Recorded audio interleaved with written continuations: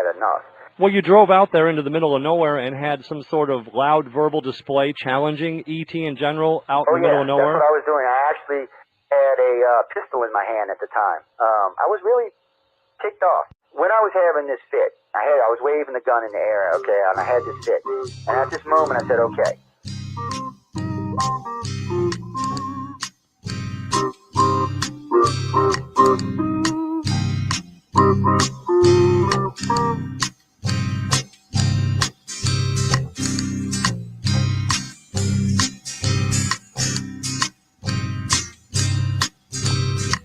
He was a Louisiana man named Montaldo.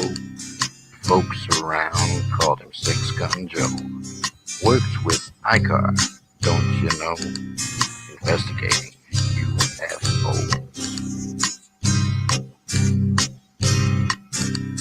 Out for a drive with a gal one night, they stopped to check out the reporting site. When an alien lit right there on the ground, he commenced to throwing his weight around.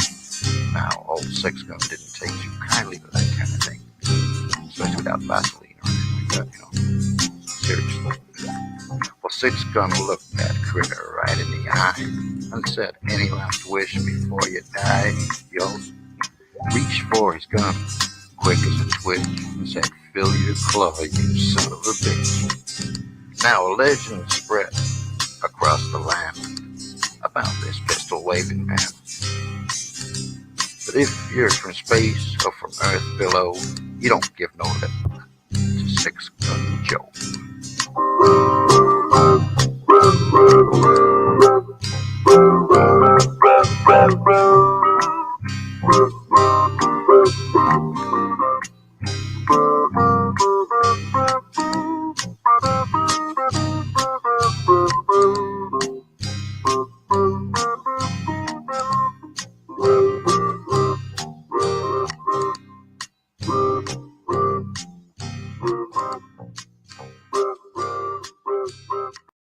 Welcome to UFO Undercover with your host, Joe Montaldo.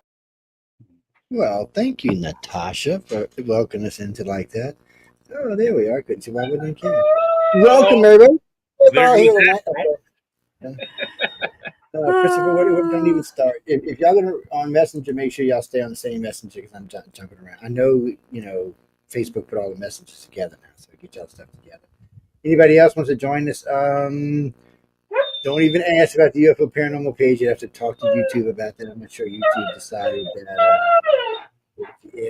That's some dog. We're gonna have him put down soon. So don't worry about it. That's why he's crying.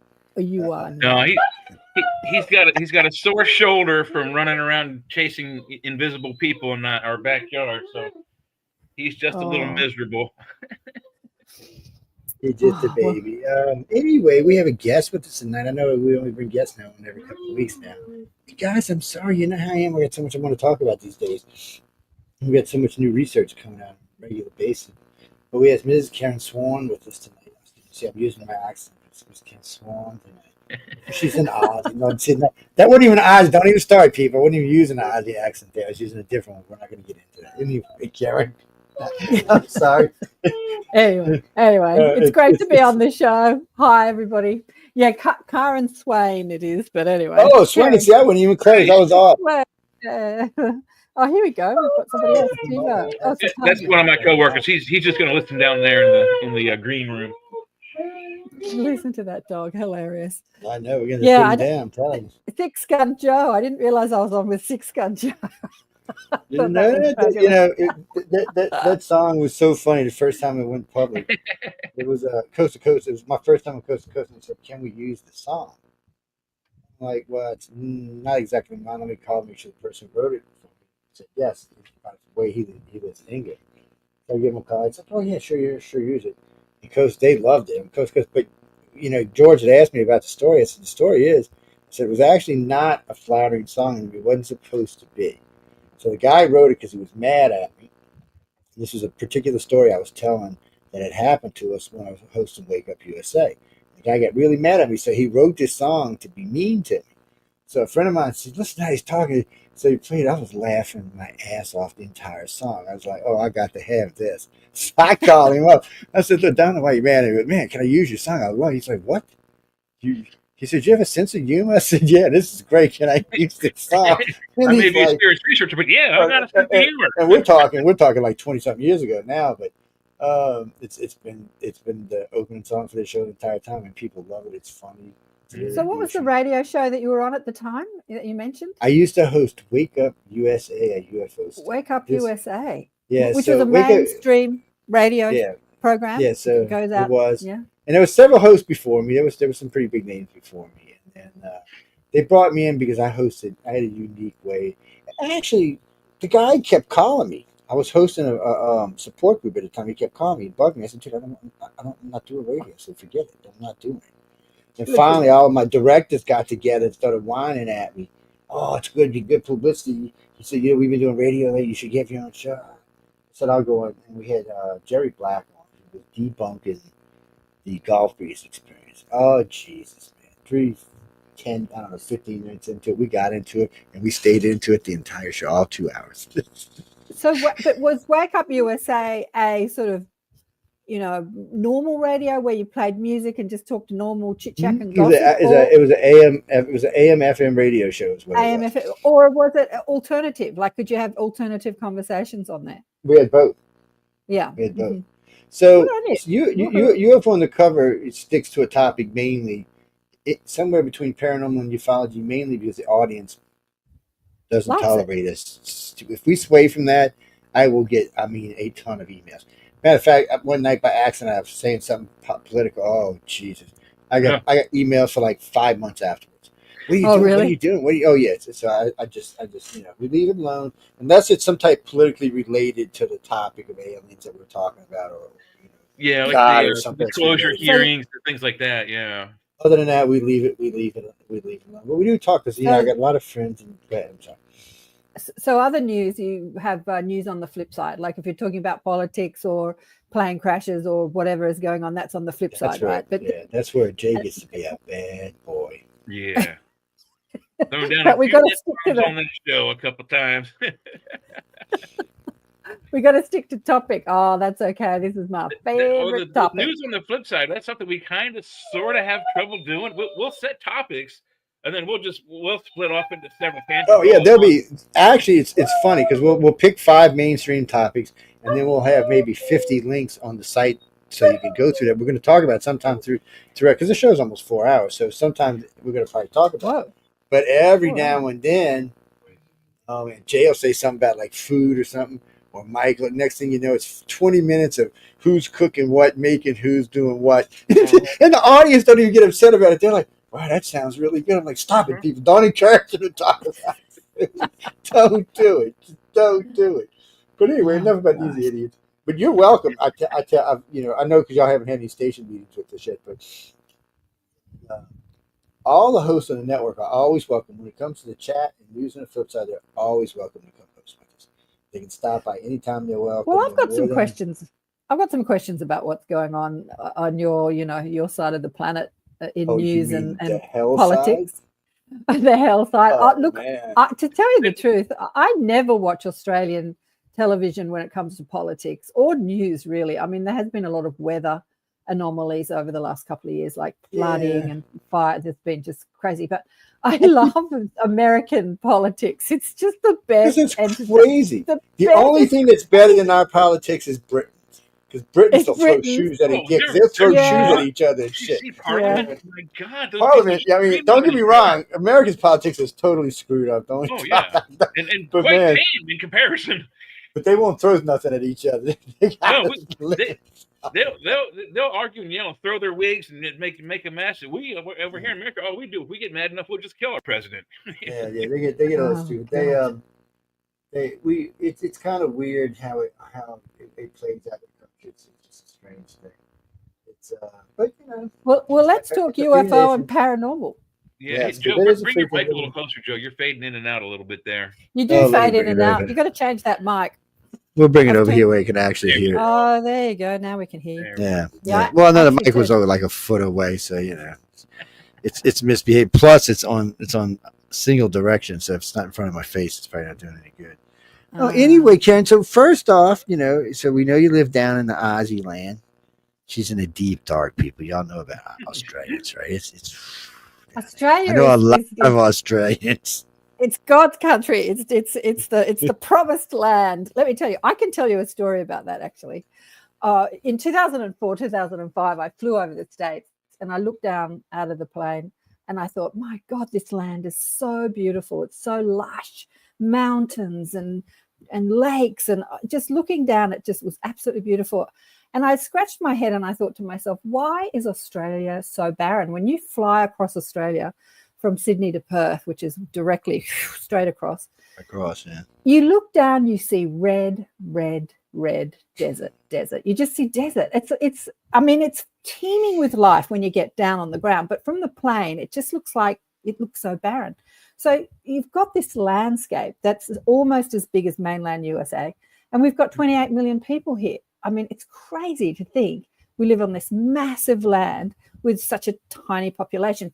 So I'd always posed this question, why? Why is Australia so barren compared to other lands? And why have we got such a tiny population? Well, one day I had the opportunity of having that answered for me. Some friends said, come and do some clearing. We're going to clear some dense energy from this place near where I live. And I thought to myself, actually, that's not what I do. I'm not going. But the morning that it happened, my guides just pushed me out the door. I'm like, I'm getting dressed. I'm walking down the stairs. I'm like, where am I going? They said, you're going. So I went and did this clearing. I was like, you're going. And I caught up with some old friends I hadn't seen for ages, which was great. I'm like, oh, that's why I'm here. But there was a whole different reason why I was here. I walked into a cemetery with a friend and we were doing some clearing. It was amazing. It was almost like we were levitating. It was incredible what we were doing. And then I posed the question to her because her partner had always said that one of the things he'd love to do in this lifetime is re-irrigate the desert. And I thought, well, you got your work cut out for you, re-irrigate the desert. So I asked her about that. And then I had this Aboriginal elder, because I speak to Spirit and Channel, who came to me and he answered my question.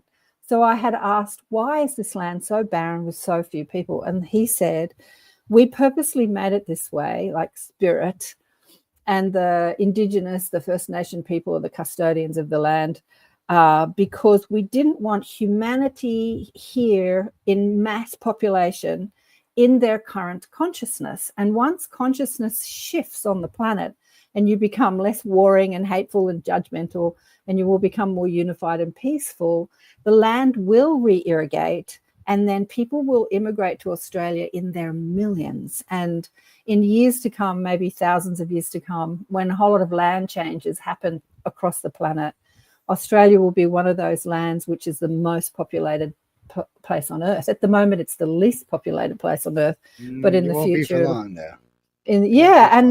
look, people immigrate here. At least 500,000 a year come. I don't know. The stats never seem to go up. They always say that we've got about 28 million, but it's been like that for a decade. I'm sure we've got more than 28 million.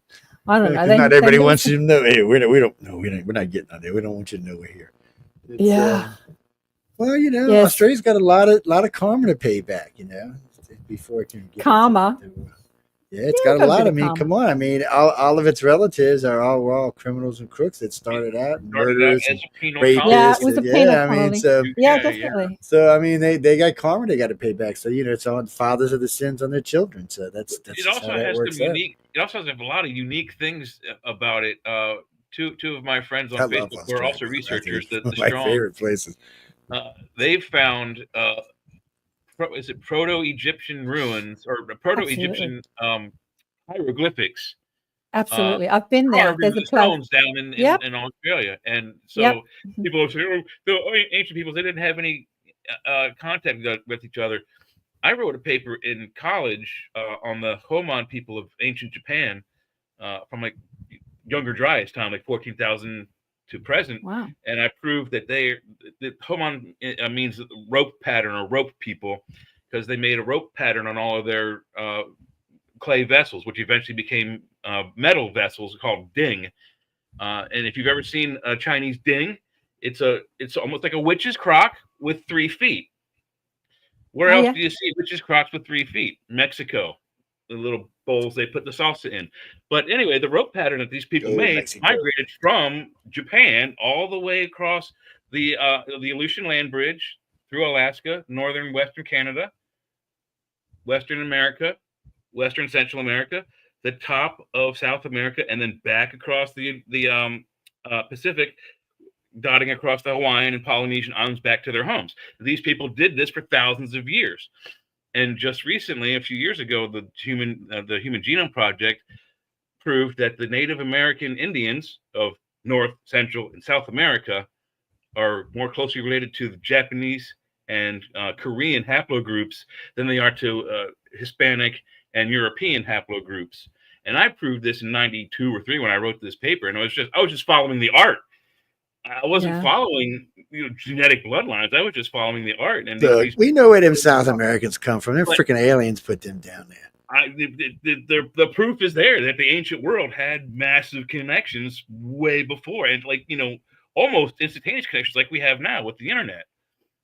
Yeah, absolutely. Yeah, well, there's a lot of Dreamtime stories from our Indigenous, our First Nation people about all that, and I've got a million stories I could tell you about all this, but you might want to ask some questions. Well, wait, before we get in, I can tell you something. So, a good friend of mine was just on with me the other night. He's from New Zealand, right?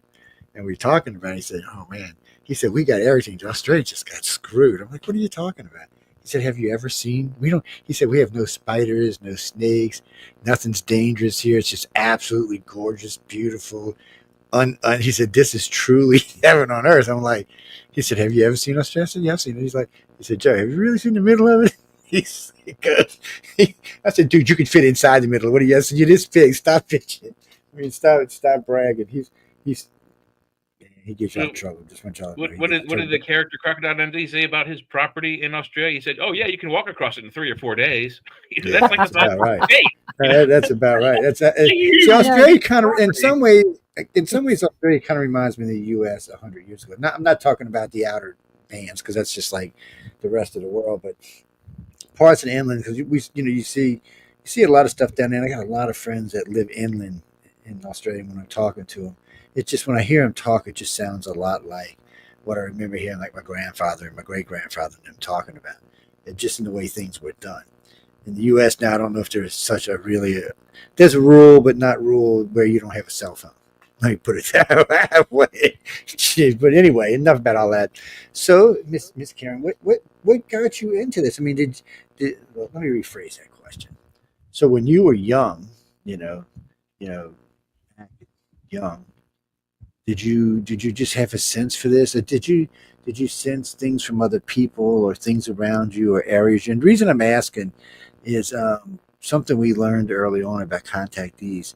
So I'm just curious if you felt any of this when you were a child, and at what age, if you can tell me, if you don't mind. Oh, honey one, I hit the ground running, honestly. I was one of those kids that just didn't get life on planet Earth. And I would just ask my parents a million questions, like, how can that be? How can a baby be born in sin? That doesn't make sense. And why do you have to baptize babies? And mind you, I came from a family that was not religious at all. We were a secular family. The only time we went to church was when someone, got married or died or was christened. Apart from that, there was just no religion. And yet I've got these questions about life, love, and the universe and religion that were seeping through the little mind. And it just endlessly frustrated my parents. They didn't think about this stuff. They didn't want to think about this stuff. And then Mum gets sick when I'm an early teenager. And I'm asking questions like, why do people get sick? Mum and Dad hated each other.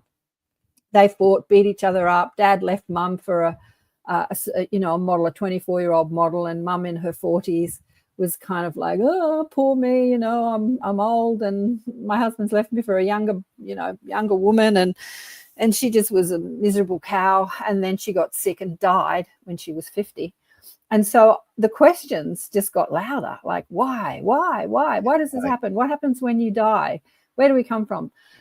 But as far as UFO and alien stuff, it never seemed unusual or woo-woo to me in any way, shape or form. I mean, there was the collective paradigm, the collective consciousness that says if you believe in aliens, you're crazy, which is a really strong collective thought form that I reckon has been brainwashed. We've all been brainwashed through our media systems to think that if you talk about paranormal stuff or stuff like that, you're crazy. But I never thought it was crazy. I was always interested in it, although I was washed with that sort of collective thought form. If people said, believe in aliens, I would agree with them and say, oh yeah, you're crazy if you believe in aliens. But it's not how I really felt. And so I hit the ground running, asking a million questions, and Mum's death was the catalyst to ask many more. And I wanted to know who we are, where we come from. If we come from this place, we must go back to that place. What is that place? And so that's how it started. And I just, in between survival, dating and buying shoes and getting jobs and, all that stuff you do when you're a young person, I would read books. There was no internet back then. I would read books, read and read and read and read. Yeah. And as I read about stuff, things started happening to me. When I was in my early 20s, a girlfriend of mine who worked in the film industry had bought a massage course for the weekend, and she said, do you want it? And I said, no, I'm not interested in that at all. She said, oh, you can do it for free. Please, please. I don't want to waste it. I paid a couple $100 for it. And I said, yeah, all right, something to do on the weekend. And the young couple that were running the massage course, I think I was about 22 at the time, were talking about their experience working in the corporate world and how they climbed up the corporate ladder and they made lots of money and they lived the high life. But they were both stressed and sick all the time.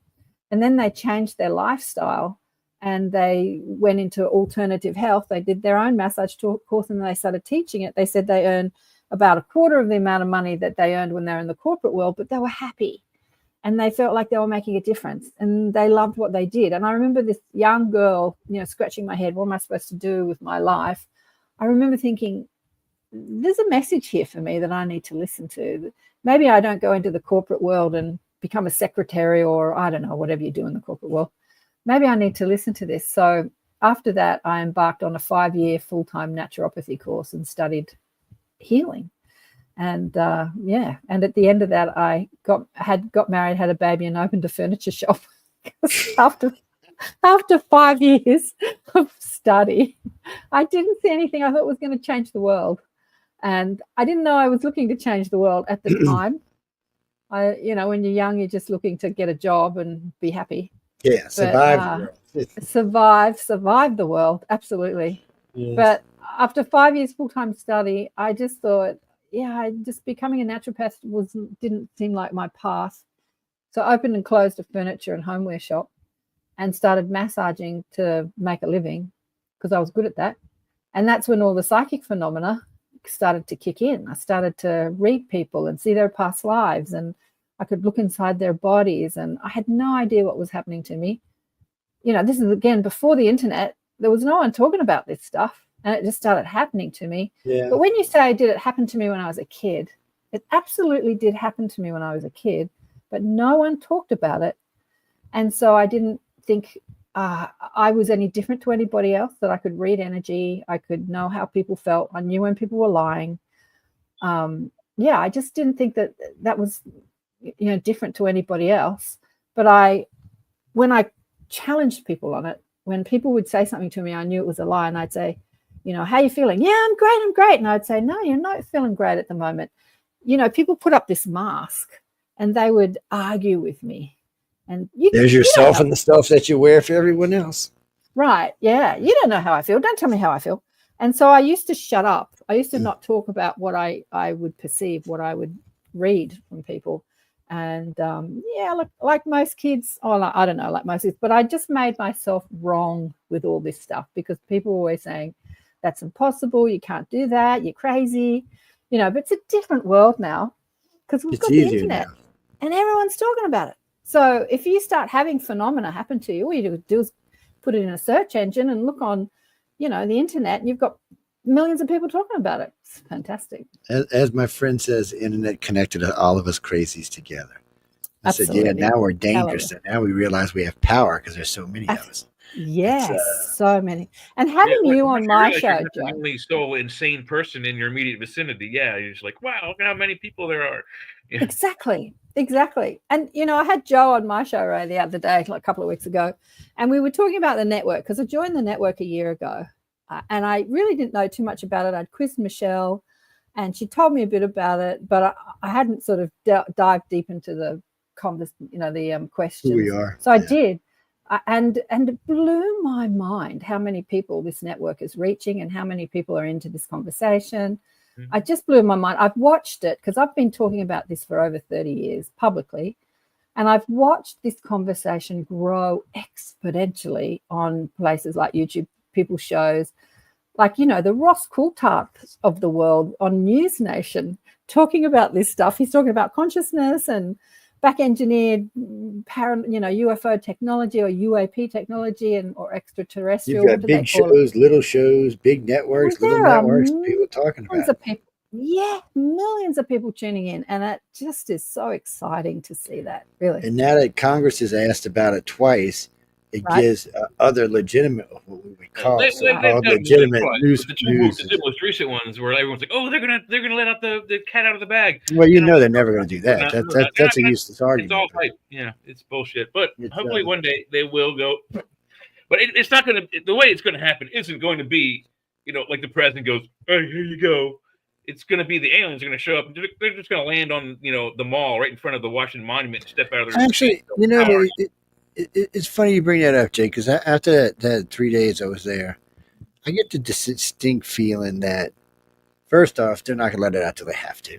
Yeah, they're just not going to. Or when they're ready, or they think we're ready. Well, I think the real problem is I can't get into as much but anyway, I'll see what I can.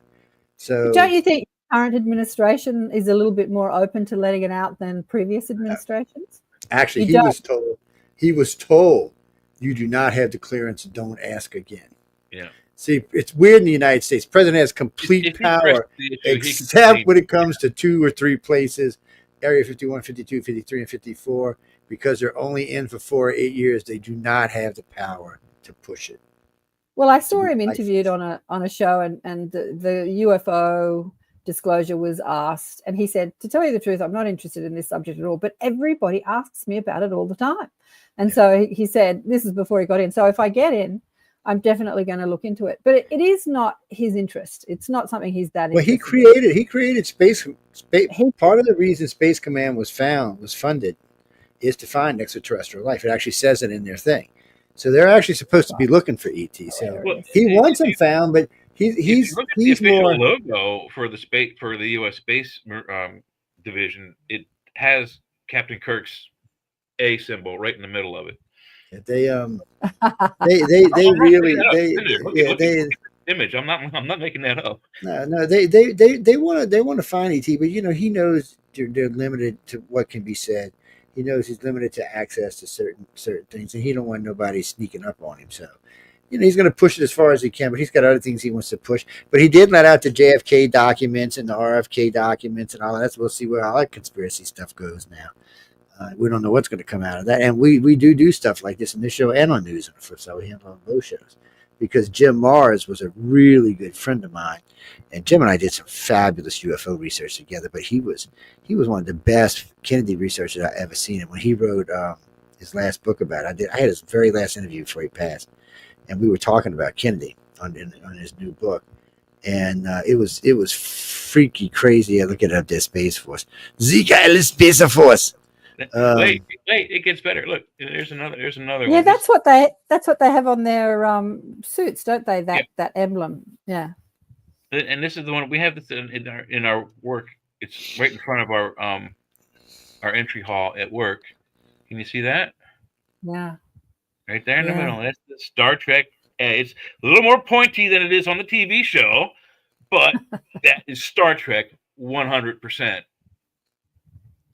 That's a good thing. That's Marvel. I could tell you everything I know, but then they would just wipe all y'all's memories out for like a month. You'd be like, "What the hell just happened?"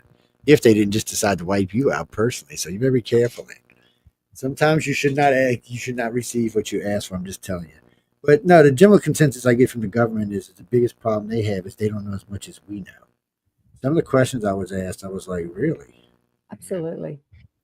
I was Absolutely. like, there were certain things, because I mean, it was, what I tell you, 8, 14, 16, 18 hours total. And there was a lot of questions asked. And the thing of it, and polygraphs, no less. Okay, up, let me talk to you.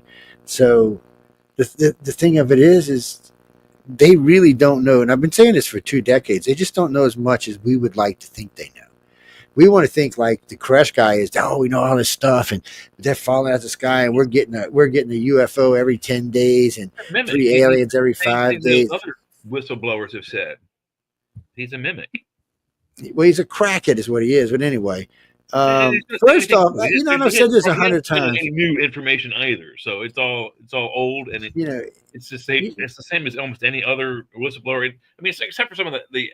So I say we send KAren over to talk with him. What do you think, Jay? I'd love it. I think she's telling the truth that he's. See how he just sacrificed you? Just woo, man. You're the Ozzy. You tough girl. Come on, you're the Ozzy. We know you can handle it. I'd like to get Ross. But what he knows again is nothing new. He's not spewing anything that we haven't already. I've been looking at this stuff more than 40 years, and I haven't found anything new in 40 years.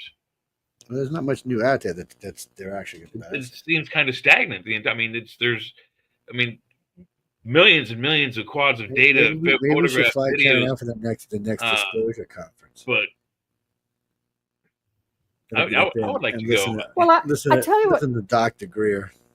I tell you what I'm loving as I'm watching Ross do his thing on News Nation. The people that he's talking to are not just talking tech and military. They're talking consciousness. Even the latest guy who was what's his name? The bald guy who's the latest whistleblower. Woohoo! You know, and they sort of rev it up. And even he, what's his name? Let me see if I can find his name. Do you know who I'm talking about? Anyway, I'll find it in a minute. But he was saying that he connected to the egg, the one that has the video of the egg. He was a helicopter pilot, and he was transporting this UAP, which was an egg. And he connected to it consciously, and he felt this overwhelming feeling of peace, love, and bliss, which made him cry. He had never held. So they're having conversations about that's what you feel like just before you're eating? Eating? I'm just saying, is that what you feel like just before you're eating it? Is it like some braid they put over you just before they eat you up? Okay, I'm just figuring it. No, go. I'm sorry. Yeah, not that sort of egg, not a boiled egg. But yeah, so. Oh no, I didn't mean we were eating the egg. I meant the egg was eating him. Yeah, just making him feel all peace, love, and life. I love that they're having that sort of conversation while they're talking about UFOs. Like they're bringing consciousness together. There was another guy that I also asked, a guy called Dr. Michael Masters, who Ross had on his show about 6 or 8 months ago. And he's a scientist, and he's out there talking about this. And he has this amazing story where he was at a conference, and they were having a Halloween party. And he was approached by this guy at this Halloween party by a woman who said, there's somebody that wants to meet you and talk to you. And let's go into this private room. And he goes into this private room, and this man walks in the room and sits on a chair and comes right up to him. He's kind of got his knee in his groin. And Dr. Michael Masters thinking, what is this guy doing? And he said, don't be afraid. He said, I just need to get this close because we have a message for you. And so this guy starts channeling ET and says to Michael Masters, who had this thought, maybe I'm going to stop doing all this UFO stuff and just get on with my normal life. And he hadn't told his wife, he hadn't told anyone that he had a thought, like maybe I just give this up. And these group of ETs channeled through this man at this Halloween party and said, we know you've been contemplating giving it up, but we're going to ask you to keep talking about it and keep talking about it publicly. So they've just been reading his thoughts. So here we are talking about channeling and telepathy on News Nation. And I'm like, whoa, the world has changed. That was bad information, because why would an alien channel? No, the man was channeling. Directly. I know, but it's what I'm saying. A man was channeling the alien, but an alien wouldn't even allow that. They would just, whatever message they want, they would send directly to your brain. And quite easily. You could, but I got to argue with you. I've got a guest coming on my show next week, who also was contacted by a consciousness, a being, a spirit guide, who appeared to him physically. And I asked him, he came on the show like 10 years ago. I've had him on about 8 times. I said to him, why did he appear to you physically? Why didn't he just telepathy, like just come straight into your mind? He appeared as a homeless man in the street, and they sat down on a bench and had a conversation. And he said, because I would never have believed it if it was just thoughts in my head. I would have shaken it off and thought. And so aliens do come to you as guides. They come to you they as do. guides. They're not Absolutely. to somebody else. So the reason and that's the other bad thing. People, I got an Indian guide, I got a wolf guide, I got this guy, and it turns out to be an extraterrestrial. Ooh, don't you feel foolish? Absolutely, it can. Or it can be a past life. It can be either or. You got to ask them. I agree. I mean, when I asked my guides, like I was young, I was in my 20s, I started exploring this stuff. But you're assuming everybody tells the truth. Well, I did this course, and it was back in the day where we had tapes, and this guy gave me this tape, meet your spirit guide. And I'm thinking I have a singular spirit guide. So I put this tape on and it does this guided meditation and I don't get anything. So I try and I go back to the guy and I say, nothing's working. I can't get anything. I don't get anything. And he says, maybe you just can't do it. And so I stressed over it for a while. And then my guides came through to me because they'd been talking to me my whole life. And they said, you're hilarious. Like I'm their biggest sitcom show. Honestly, they think that my human thoughts and my human failings are the funniest thing. I'm sure they're all sitting on the couch eating popcorn, watching me stumble through life. So they said to me, we have been so many identities. If you want an identity to show up and speak to you, pick one and we'll show up as one. So what they were telling me is I was talking to a stream of consciousness, or what the ETs call the all mind, or a social memory complex, it's called in the Law of One, a stream of consciousness which has incarnated into Earth School and other planets and has been many, many lives, like infinite lives. And if I wanted an identity to show up so that my human mind could focus on this identity, they said, pick one and we'll show up as one. So that was the guidance I got when I had first conscious aware communication with what I call my guides. And they've never said to me that they are an identity or an entity, but they are this stream of consciousness, which has been many identities. And I thought, interesting. But how big a consciousness can they be? I mean, human brain can only handle so much. So imagine level 3, level 4, because a gray, you're not gonna meld with a gray consciousness. It would burn a human out. It would just burn you out. It would just, there's too much for a race that lives on average 100 million years longer than we do, and beings that have lived millions and millions of years. Absolutely. It's no consciousness level matching. There's no way to match their consciousness. We not have the equipment to do something. All over our planet, that the amount of brain material that can be in there is almost it's too high on a level for us. It's like the light beams. Just even messing with the light beams, a human would get burnt out. It's just something that we're so far down on the bottom of the pit compared to the rest of the universe. We just have to grow. So I have no doubt there's a cosmic consciousness. I actually think there's several layers of it, and that we're allowed to access the bottom layer, which is other beings like us from other worlds, probably like ours. Some more advanced, some less advanced, but somewhere in that same range. Maybe 100 years more, maybe 100 years less.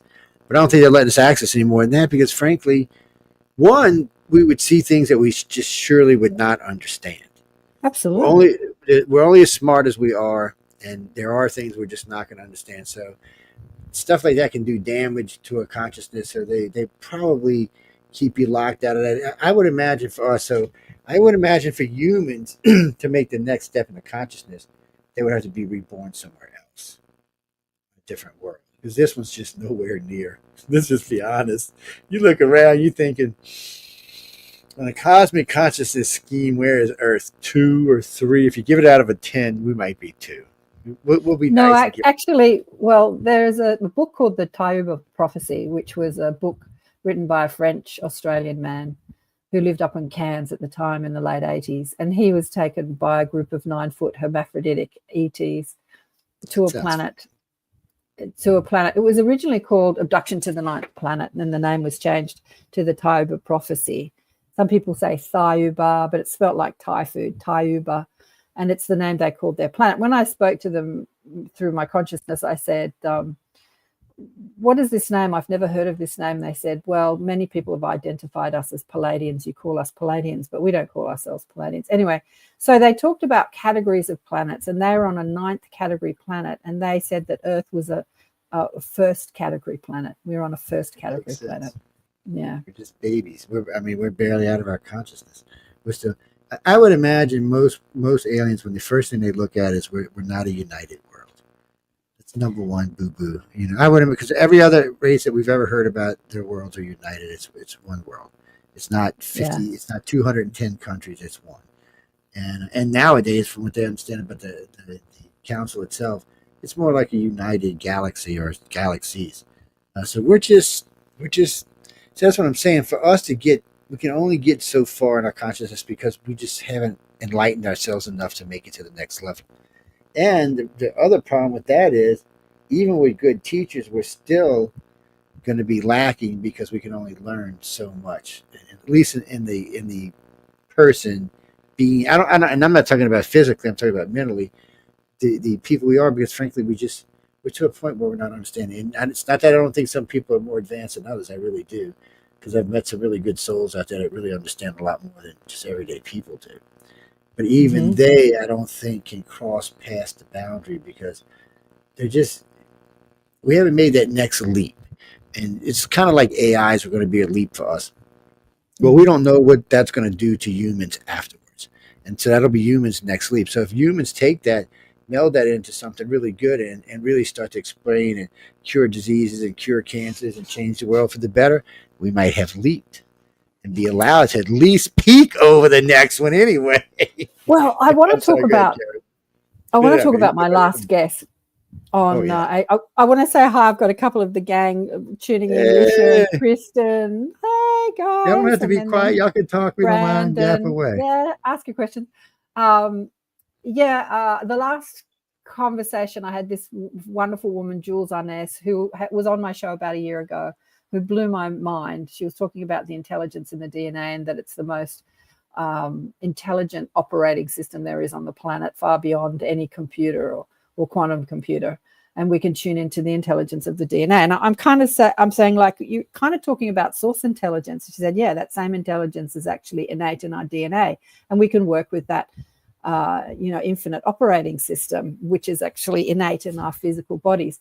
But we were talking healing. We talked about healing last time on the show and this time on the show, and I got a better grasp on what she was talking about, speaking directly to the intelligence of the DNA. And it just spoke to me. It's like, this is what the ETs actually understand. They have this unbelievable power over manifestation. We hear about greys walking through walls. We hear about instant manifestation of healing, like things just heal instantly. Like, we hear about all these miraculous things that to the human mind we think are impossible. But when you look at what we were talking about on the show and the healing power of the DNA and communicating or working with the infinite intelligence of source energy within the body, I think that this is where they're at. We're starting to discover it, and I've experienced it. I've had instant healings of cuts just heal instantly in front of my eyes, or I've had disease within the body and I've just spoken to the intelligence of the body and it's just instantly gone away. And it's all starting to come out now and be possible. I think that this intelligence that most ETs work with, which is higher than what humans understand, because we're still sort of falling around in the mud saying, why is this happening to me? And where does this come from? I mean, allopathic medicine just focuses on disease and trying to change and fix the symptoms, like get rid of the symptoms of disease. They don't even ask why. And then healers ask why. And then this is like the next level. Why ask why? Just heal it. Just tune into a frequency where that doesn't exist, which is a different frequency, which is a frequency closer to who we are as this extension of source energy, where we come from before we incarnate onto this planet, and where the ETs come from before they incarnate into their experience. What you looking at, Joe? You're reading something. Oh, people are sending me questions. Ticker tape underneath there. No. I was. A couple people sent me. For some reason, my messenger popped up on my phone all of a sudden. I was like, "What the hell?" I mean, it just did. It just popped up on my phone. So wait. What are their questions? Let's So that's let's what go. I'm getting ready. So, Jolene, where are you from? I'm about Hong Kong. Well, hello over there, Hong Kong. Oh, hey, Hong That's Kong. great. So you're way down in Australia. She's way over there in Hong Kong. We're over here in the States. I love Don't you the love internet. that? Isn't that great? It's Part of the so state, fabulous. Center It's part of the state. Where are you, Jay? Where are you? I'm in Pennsylvania. He's in like the Gulf of Coast, Gulf Yeah. Gulf of America now. That's right, Gulf of America. Gulf of America. Oh wait, I turned it off, David. No Turn more it back Gulf of on. Mexico for you, Anyway. buddy. She said she was wanting to know first off, she wanted to know if you can tell between something that would be maybe a spiritual thing versus an alien thing. How can you tell? That is an excellent question. That is an excellent. Do you want to have a stab at it? You go for it. No, I'm gonna let you go first. No, you go first. I'm just hanging out here. You the guest. Well, I think like it's interesting. Can you tell between an alien thing or a spiritual thing? It's like, is it an angel that's talking to me, or is it an ET that's talking to me? But when you really understand how this infinite operating system works, it's all spiritual. You can't separate human from spiritual or ET from spiritual. Like, we have this understanding that, there's life and then there's holy, and that you've got to go to the church for the holy, or you've got to go meditate to get spiritual. Everything is spiritual. There is nothing that is not spiritual. So depending on who you are, why you're here, and who your guides are, thou contact, and your level of consciousness, and the level of consciousness at the time, they being spirit, they will speak to you through your understanding, how you can understand them. If you need an angel to show up, they'll show up as an angel, as you say, Joe. And Jay, it might be an ET appearing as an angel, or an owl, a grey appearing as an owl. Well, but in some ways it feels cheated, but go ahead, I'm sorry. Yeah, I mean, I used to, I still do, take people to meet their spirit guides. And when people see angels, I ask, who's appearing? What's the angel? Why are you appearing as an angel? And they said, well, it's the level of consciousness that the person understands. What's this, L. Ron Hubbard? Oh, this is a book we're giving away tonight while we're on here. This is To the Stars. We're giving away 5 of these. We're giving away one tonight. How do you give them away? You post them to people? Well, in a little while, I'll tell them something, or I'll ask a question, and whoever answers it, whatever number we get, we'll get the book. Yeah, no, the 10th person to get it right, or the first person to get it right. Yeah, it's To the Stars. Yeah, they're putting this book on sale if you want to buy it. I got 5 of them to give away. Is that a new book? No, this one isn't. But I maybe interrupt Karen, but really, so next Wednesday I will be in Phoenix, Arizona, filming with my good friends, the Goodwins. They found a lost L. Ron Hubbard book. And I think they put it to audio, so we're gonna play it this Wednesday for the first time ever on this network. Cool. So we'll be the first ones to hear it and the first ones to get it. Yes. But getting back to that lady's question, how do you know? I always say to my clients and my students and my friends, ask. We're not separate to this intelligence or this consciousness. And when I teach people about speaking to spirit or speaking to dead people, they say, my mother died and I got a message and I didn't understand what the lights flickered or something happened. And I know I smelt this smell. I know it was my, and I said, well, why do you think that happened? And they're like, oh, come to me, Mum, come to me. Give me a sign. And I said, it's like any communication. When you have a conversation with somebody, you speak, you stop speaking, the other person speaks, you listen. It's like you're still in communication and in conversation with people who are across dimensions. And so if you are experiencing something, just ask, who are you? Where have you come from? Why are you here? Like, why are you appearing as this? Are you really from a ET? We're in constant communication with them. And we can just ask, just have a conversation. It doesn't have to be one-sided, like they appeared to me and I didn't understand what that meant. If you don't understand anything, you say, why? Why are you appearing to me? Because this is who I was as a kid, getting back to, I would just ask a million questions and it hasn't stopped. That's why I've got a podcast show. Yeah. I just keep asking questions. Were you like that, Joe? Did you just ask and drive your dad? Well, I lost my dad when I was 16. So after that, I was like, I was asking every question you could think of. Yeah, exactly. I got very unreligious for a while there too. So totally. Bruce, when I say before anybody asks, before I say, I know Bruce, I'll get in a second. Before I say unreligious, I mean just not. I was still spiritual. I just was unreligious. Religion just wasn't doing anything for me. I found that it to be, let's say, BS. Today. But if you want to hear more about that, you can come to the flip side, and I will tell you more about that. Well, yes, I'm sure I will pee off a lot of people too. I found religion to be just absolute nonsense. I didn't understand it. It was like it didn't make any sense to me whatsoever. It was the editing of the book that has happened over the last 1,000 years or what have you have changed the story so much that there's no truth in it anymore. The full story they have at the Vatican in the vault somewhere, and Pope's secret, dirty secret. But Father Malducci said, we were talking about spiritual aliens a minute ago, and Father Malducci said that the Vatican thinks that the Greys, especially, are way, way, way, way, way, way, way, way closer to God than we are now. It was funny listening to him because he speaks Italian, and Piola Harris had to translate for me. But we had a serious conversation, and on multiple occasions he went out of his way to tell me that they thought the aliens were on a much higher spiritual level than we are. Matter of fact, he made a joke that I wouldn't doubt that they sit down and have lunch with God on a daily basis. I was like, wait, what? And he meant it. He's not the only one. I talked to at least a dozen other people related to the Vatican. They all said the same thing. Oh, no. There's no doubt there's aliens. Vatican's been knowing about it since day one. And more importantly than that, they do think that those aliens are closer to God than we are. And I was like, well what the hell, Karen? It's interesting that you say closer to God than we are. I mean, they don't even use the word God because in our vernacular, in our understanding, in our paradigm, we think as God as some identity that is outside ourselves. I mean, I have nothing against religion except for this part.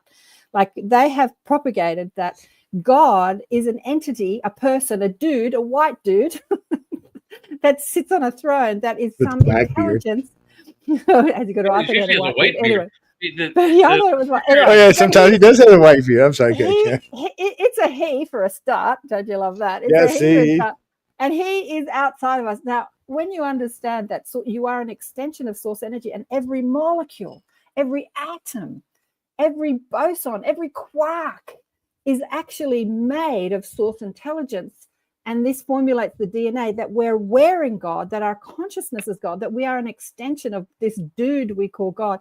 And I think that this is the understanding of the ETs. They don't call it God. They call it the all mind or the stream of consciousness. They understand that God isn't some dude outside themselves, that they actually are an extension of that. They're an extension of that intelligence, that infinite intelligence. And we're just starting through spiritual talks and conversations like that. We're just starting to understand that. And we can work with that intelligence or we can work against that intelligence. And when we work against that intelligence, then we do things that don't feel good and people deem it as evil or not right or whatever. But yeah, there is this intelligence that that is what we've called God, which isn't some white dude that is outside of ourselves. There's probably an omnipotent super being out there somewhere. Say that again, Joe? I said there's probably an omnipotent super being out there somewhere.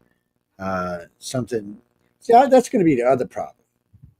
So let's say we meet Q in space. Is that God? I mean, Q can do anything God can do, so he can even create a universe. So wait a minute, I'm now confused. Is this just an alien, or is God beyond this omnipotent super being? What the hell does that mean? I mean, come on.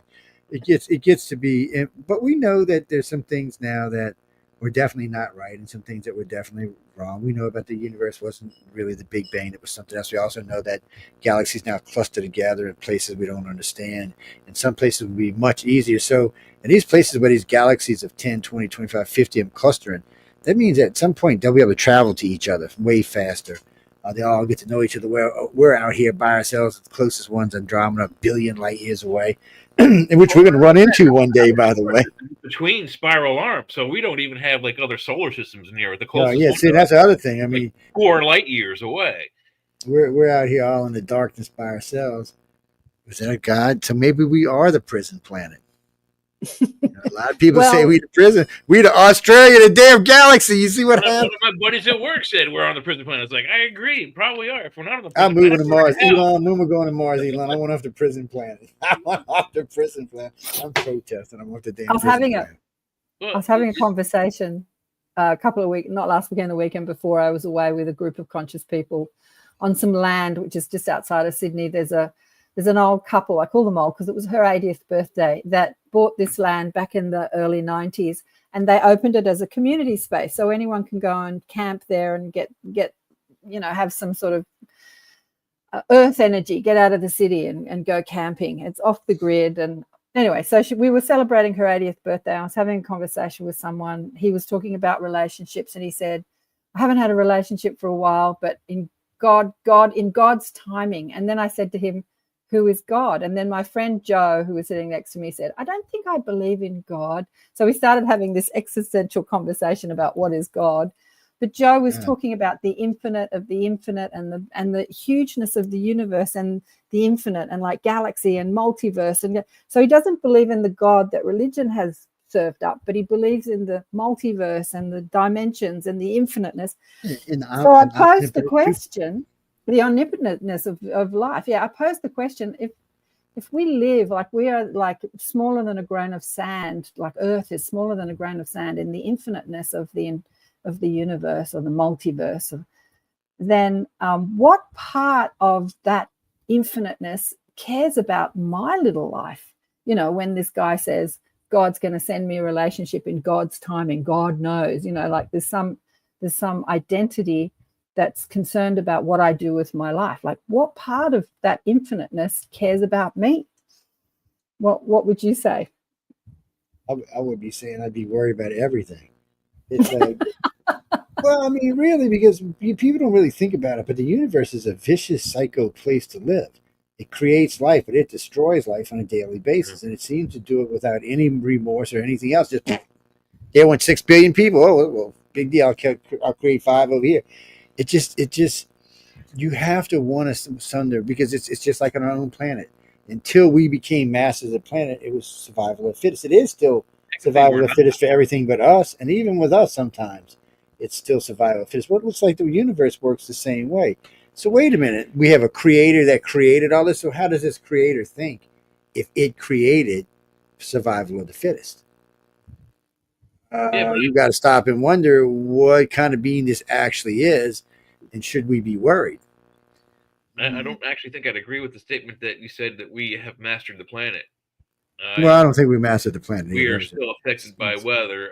On the Kardashev scale, if we were able to... I meant the masters of the planet, apparently. Affected by them, then we would be, a class 1 galactic civilization. But right now, we are squat. We're brats is what we are. Yep. It worries me because there's a lot of things, people tell me all the time. So think about this. If you own a dog, you're a lot more likely to go to heaven, right? It's best if you own a dog and you treat it good, we're way more likely to go to heaven. You know why? Why? What is dog spelled backwards? Yeah, God. Yeah. Yes. Yeah. So if you're the Almighty who manifested, so wouldn't you break a little piece of yourself off in every one of those little dogs to see how humans are? There's also the old joke: what does a dyslexic insomniac do? He stays up at night and ponders dog. That's cute. I like that, dyslexic insomniac. Yeah, it's strange, and you have to wonder why things get named the way they did. And no one ever stopped to think that God reversed was dog. Was that an insult to God, or was that what he wanted? Because in the dictionary, there's the word dog, but there's no syntax. There's no form or syntax for it from any ancient languages.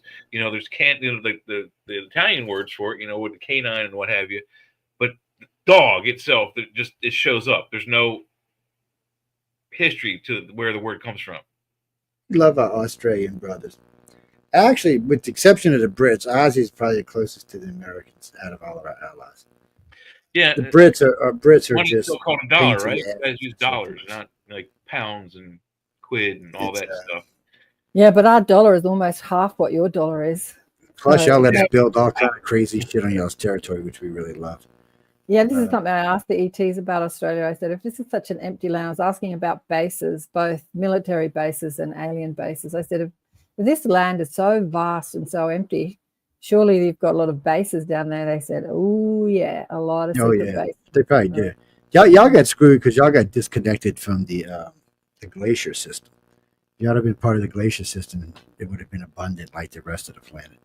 It's anywhere it was connected to the glaciers. It was abundant, and as this Aboriginal spirit said to me, that they made it less inhabitable to humans because they didn't want the consciousness of humanity in their masses on the land. And when the consciousness shifts, then the land will shift, because there's this water under the desert called the Great Artesian Basin. It's massive. It's about the size of Australia. It's a massive water basin that's underground. And when that raises, like you can tap into it. When that raises back up to the surface, it will re-irrigate the desert. It's sitting there underground. It's there. Yeah, they probably hanging on to that so they can sell it in 100 years. They're like, them Europeans will be out of water. We will fix them Europeans up. We got it. What happened to Jay? He jumped off. He got bounced. He'll come back. Yeah, he'll pop back in. Sometimes his computer decides it wants to do weird things. So Alicia says that she loves Paul Wallace's book, Escaping from Eden. What's in that book? Have you ever read that book, Joe? No, I haven't read it. What's in it? And by the way, before anybody asks, if it's not an audiobook in the last decade, I haven't read it because I only listen to audiobooks now. You only listen? I don't have time to read anymore. But Paul Wallace, have you seen Paul Wallace? He's got a show on YouTube. He's got a lot of a lot of stuff on YouTube. I mean, the problem with YouTube is there's a lot of misinformation on YouTube. So when we founded iCar 30 years ago or 20 whatever years ago it was, one of the reasons it was founded was to help get rid of disinformation, because there's a lot of it. There's a lot of it out there, and there's a lot of crossover that never gets talked about. It's like we talked about this on your show. What's the difference between a poltergeist and an abduction? I mean, and if you looked at it from a movie point of view, it's exactly the same. Things are floating around, things are making noises. What's the difference? With the creature's taking you out somewhere out of a window or through a wall or something. What's the difference?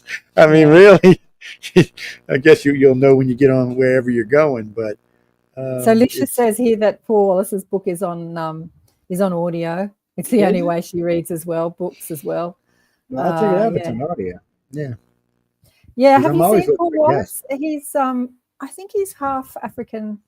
I don't know. He's sort of white looking, but I think he's black. Anyway, he's an Australian guy, lives here in Australia, and he talks a lot about. He marries the sort of UFO biblical conversation.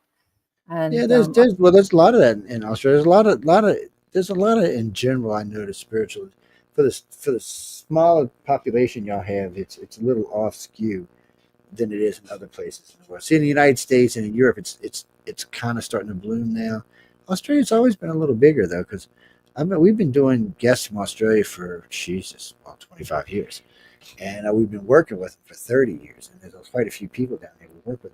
And then there's been a couple of transplants from America and from England that moved down there to witness things or be involved in things or get involved with Aborigines or things like that. Oh, we have Leah. Is that Leah? I think we had Leah come in. Let's see who that was. Leah. So anyone can pop in. Anyone can pop into the show. No, Leah comes and hosts with us too. She's a regular. Host. She's a regular, yeah. We allow the queen. We allow the queen to come work with us. Yeah. She's you recognize it? Yeah, she's like 7 of 9. You recognize the image? Who, me? The image. It's a beautiful image. Did you draw that, Leah? Yes. Yeah, it's a beautiful image. Have you seen this creature in person? Face to face. Yeah. What did they call themselves? There was no speaking. Telepathic communication. Did they communicate? I was just frozen. I couldn't move a muscle. And then I lost time. I blinked and it was nighttime when originally it was daytime. Mm-hmm. And you don't have any conscious memory of what happened? Yeah, I mean, I do. I remember exactly what was happening. I was, like, leading up to it. I was only about 10 years old, and my mom had,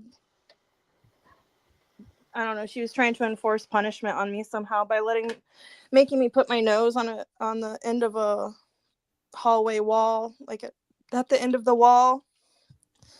And look at the spot.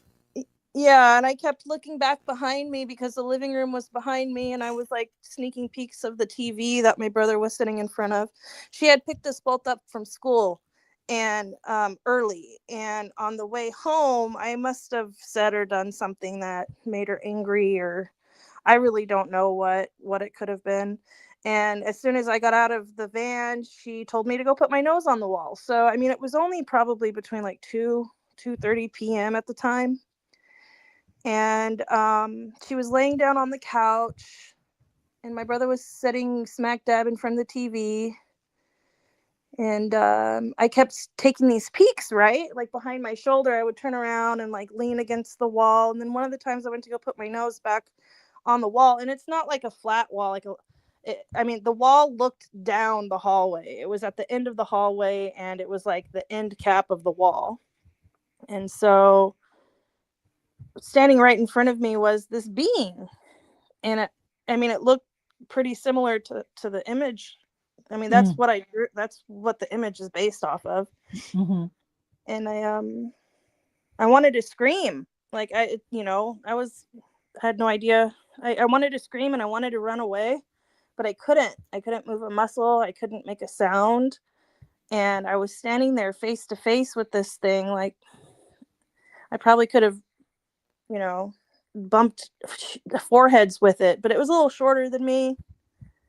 And I do remember I had the ability to like look down with my eyes, and I could see its feet. And I mean, all of a sudden I wasn't scared anymore. There was like a sense of tranquility and peace that overcame me. I didn't want to leave. I didn't want to leave anymore. I didn't want to run away. I just wanted to stay there with this being. And then I don't remember much, but I do remember, like, this is going to sound silly, but I do remember feeling this, besides the feeling of peace and tranquility, I also had this like image in my head of like a untouched by human hands land that looked like paradise. Like it was like rainbows, and it was New Zealand. And yeah, there was waterfalls and palm trees, and like a cheetah laying in a meadow with flowers everywhere. And it just looked pretty. I just remember a glimpse of that in my mind, and then I blinked. And when I blinked, it was all the way down at the end of the hallway, taking its last step into my bedroom, which was at the end of the hall to the left. And I saw its little foot, as it took its last step into my bedroom. And then I turned around, and the TV was off. It was nighttime. It was no longer 2 p.m. My mom was no longer sleeping on the couch. My brother was no longer in front of the TV. They were both in their bedroom sleeping. And I was just standing there at the end of the hallway by myself in the middle of the night. And I mean, since then I've had a lot of fantastical dreams, I guess you could say, like otherworldly dreams, where I'm walking with other types of beings. Hold it right there. We got to go to break. We already went past break. Well, I'm sorry. You okay? It's not your fault. I could have just cut you off at any point. Ladies, we'll be back in just a few minutes. We're gonna. Oh no, Karen's right there. She's an Aussie. I think she'll kick your ass, actually. But anyway, I think, really personally, I think they should invade the Kiwi land and take it over. That's what I think. I'm not trying to cause no problems. I'm just being honest. Anyway, maybe they have. Yeah, no, we got to take a station ID, so we'll be back in about 3 minutes, ladies and gentlemen. So please stay tuned.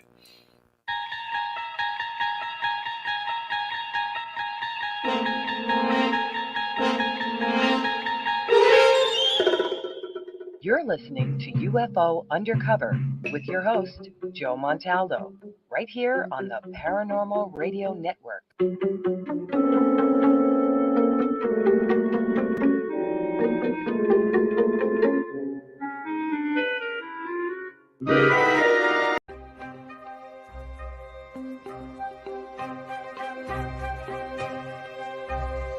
When they are consuming your minds and your thoughts and your dreams, from the angels to the demons and to the mysteries unseen, there is no need to worry.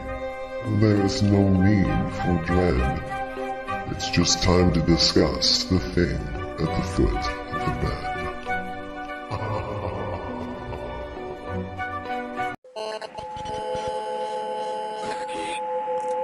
What's out there? What creates the shadows in the corners or the creatures of the dark? Who are those on the other side? What do they have to say? This is the Gateway Podcast. This is not your normal style of paranormal talk radio. Brought to you live from United Public Radio Network, 107.7 FM New Orleans.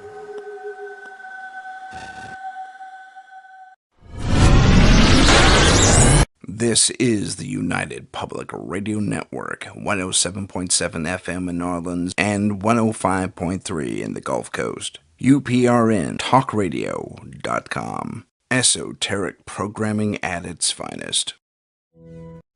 Woohoo, we back. Woo, that was fast, man. That was like lickety-splickety break there, babe. Went on the thing, came back around, came back up, boom, we were done. Well, people, it's not so much a break as it is a station ID. Station ID. We require, because we do FM, we require to do station IDs. Because people want to know if they want to call, and like Michelle and complain, they need to know what station it is. We can use like some false thing. But good. I was thinking about, how FM radio has callers that can call in and their voices can StreamYard do something like that where people could call apart? It kind of sucks because when we moved from Skype to StreamYard, see, we actually have a call-in phone number. But Skype, it doesn't allow you to connect it to StreamYard anywhere. So what we started telling people to do, if you want to talk with your voice, because we do allow that, they can come in here and we can give them the invite to the room and let them come in and talk on screen with us. Yeah. Okay. So they can do that, but it sucks because I missed the calling now because we used to get a lot of good callers. Yeah. And, well, we had the old Pal Talk group, who they were very well researched group, and they use my messenger now. They refuse to go on YouTube for some reason. They use my messenger now, but Pal Talk was great because we used Pal Talk as the interface. So we were doing live shows. They could call in. The audio was right there. Everything was connected. But StreamYard, which makes it easy for all the hosts, does not offer that feature. And I have written to them, and we've been looking at other software like this. Because we're using the enterprise version, so we're paying a little bit more than what it normally costs. And it would be great to call in, say hi. I think that it probably will happen. I mean, the fact that people can write messages, maybe they'll have an opportunity to be able to record a message, and we can play their voice. Yeah. Yeah, they need something because it is. Because, at least when they're in the chat, you can put the message up on the screen so people can see it. But people have to remember, the majority of our audience is not on TV, even with 40,000 watching on Roku. That's nothing. The majority of our audience listening to this show, which is going to be about 3.6 million. It's going to be FM. Yeah, well, no, it's going to be through internet. Yeah, it's going to be through the internet across all of our podcast sites. FM's great, but FM can't touch with the podcast, and that's why so many people who you said these big FM shows are now trying to become podcasters and be influencers because that's where the money's going. But FM radio is still going a while to go. It still makes more than TV ads do. Really? But with TikTok and Instagram and Facebook going to reels and stuff and changing things around to where you can do live broadcasts. I mean, we're broadcasting live on Facebook right now. So, and with the convenience of you on your phone, you can broadcast anywhere you are, your pad, your laptop. It doesn't matter. But see, like when I'm in Phoenix next week, in the old days, we got computers we call travel computers, right? Big computers for doing everything. I don't need that anymore. I can take my Google laptop, which is a piece of crap, bring it with me, and it's got great audio, great video. I can tie into the StreamYard system from wherever I'm at, put the cam I'm bringing with me, the mic I'm bringing with me, boom. And that whole thing is out live, no expensive cost, as long as it's a decent internet connection. Away we go. Yeah, I miss. Well, I go to Pal Talk every once in a while, but it's different. Even with Skype, we had to bring a lot more equipment than we do now. But now, I mean, yeah. Well, things are moving along in the tech world. I mean, it'll all be possible soon, I'm you sure. don't have that chip pretty soon. You can just put in your head and use your eyes and ears to record. No, I'm serious. So I think that's already possible, isn't it? Well, the chip he's wanting to get out for America is it'll be your phone, your camera, your recorder. It'll be just like your phone, except it'll be in your head, and you'll just think about it and it activates and it works. So you make a phone call, call Karen. You know, basically it's going to be a telepathic phone call. Yeah. Well, or you can just use telepathy. You know, there's everyone's talking about on the internet. I don't know if you heard. I reached out to Kai Dickens. She started a podcast show called The Telepathy Tapes, where her and a researcher and scientist has been interviewing parents with kids on the spectrum who are nonverbal, and they all communicate telepathically. And when you do tap into communicating with these kids that are nonverbal, there's ways of doing it through pressing the parent presses a keyboard and it brings up words, and rather than typing. Anyway, there's a way. They're geniuses. Like these kids, these savant children that look like they could never read or write or communicate are actual geniuses. So the telepathy tapes are going viral across the internet. Joe Rogan, I heard it from Joe Rogan, you know, News Nation, everyone's talking about the telepathy tapes. So telepathy is another subject that's getting out there to the mainstream. I think Trump plans on making Joe Rogan legitimate news guy. They want to buy MSNBC and fire Rachel Maddow and give her put Joe Rogan in. That's hilarious. Joe said he would take the job too. Apparently, it pays more than what he's making now. Lisha says that the telepathy tapes beat Joe Rogan on the top spot for a while. Yeah, I know. It's going viral.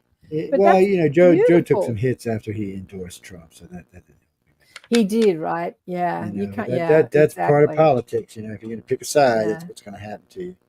What's the Hill? Mish says the Hill. What's the Hill? The Hill. You mean the news organization, the Hill? I don't know. Mish says here the Hill. I don't know what she's talking about. The Hill sometimes refers to as Capitol Hill. Capitol Hill. Yeah. Oh, so, Capitol Hill. Oh, okay. Sometimes it refers to that. Margaret, what kind of question do you have for Miss Karen? But yeah, I think that telepathy should be taught in schools. That we need to, you know, it should be because you're missing on the people who are true telepaths. Yeah, the language of the universe is telepathy. Like most ET, you don't have to learn a language from another. If you're O positive, don't worry about it. You're not going to get it. But you O negative people, you should go learn about it. Yes, you O positive people are going to breed you out of existence. So don't. It's just a matter of time. O positives, O negative is supposed to be 20% here in about 3 years. So it's slowly but surely breeding y'all out of existence. Besides, they're better, brighter, smarter, faster, higher IQs, and they're empathic and telepathic. Yeah. You O positives. I mean, you are positives, so just go on with yourselves. So, Leah, when you were having this communication with this extraterrestrial, how old did you say you were at the time when you had I was like 10. It was either late in the year, like late in my 9th year, or I was already 10. It was right. So you were short, and you said that he was shorter than you. So it was a little guy. It was a little gray. Yes, and it was light gray. It wasn't. So when I saw it face to face, what I remember, it was very light gray, like light gray, and it had like a light around it, almost like a light smoky aura. And when I blinked and I saw it all the way down at the end of my hall, I saw its foot and its leg as it was taking its last step into my bedroom. Like as it was crossing the threshold into my bedroom door, I saw its foot and its leg, and it looked gray, like not dark gray, like not slate gray, but just gray. It wasn't as light as it was when it was standing in front of me. Interesting what you were saying, that he didn't move his mouth or talk to you, but you had a feeling of peace that came over you, and a feeling that, you know, you went from fear to everything's going to be all right. So this is actually telepathy. This is what I don't think many humans understand that telepathy is. It's not just communicating thoughts, it's communicating emotions and being able to transmit an emotion. So you can channel an emotion, and that person goes from fear to feeling peace. Like that's what you felt, you said, right? Yeah, it was instant. Like I wanted to run and I wanted to scream, but I couldn't. And it was like almost instantly that feeling was completely replaced, and I no longer wanted to run. I remember feeling like I just want to stand here with this thing. Right. Yeah. And that's actually a part of what telepathy is. Yeah. And Joe, you said too that you were talking about like the consciousness of the Greys is so beyond the human consciousness that we couldn't even, how do we tap into it? I've had the Greys, I've had questions about telepathy, how it works. Like if you can read everybody's mind, I have an ability to read people's energy, but I can't read what you're thinking. Like I don't know the thoughts that you're thinking, but I can read your energy. If you can read energy, I can teach you how to read thoughts.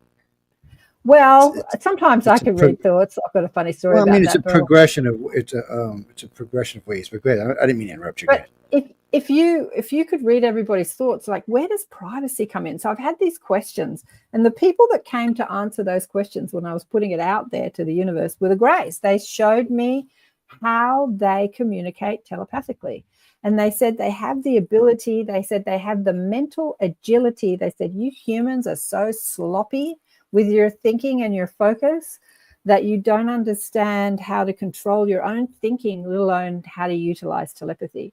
Like we get so upset about things we look at and read, and we're not deliberate in the way that we think and feel. Like we don't utilize our powers of mind and emotion in an effective way usually. And they were showing me that they have these different streams of consciousness. Like you're looking on this screen now, and there's 4 little boxes of screens, you know, on Zoom. You can go into the breakout rooms and you can have 2 people talking. So they said they can do that telepathically. They can speak to a group of people and send different streams of different conversations to different people simultaneously, and create privacy between the different streams of consciousness. It just blew my mind when they were showing me how they telepathically communicate. And you know, Leah's amazing experience of and we've heard it so many times with abductees, how they can telepathically or energetically freeze the human body. Like I was frozen. The only thing I could use is my eyes. I couldn't move. I mean, how does that work? How do they do that? Imagine having that sort of power. Yeah. So I also think that's what scared me at first. Like it wasn't the fact that this I've never seen before kind of being was standing in front of me. It all happened so fast that when I tried to move and I couldn't, I think that's where the fear started to set in. And it's almost as soon as the fear started to set in, it was removed. Like it was outside of me. I don't know how to explain it. It was like it made me feel at peace. It made me feel at peace. Yeah. Yeah.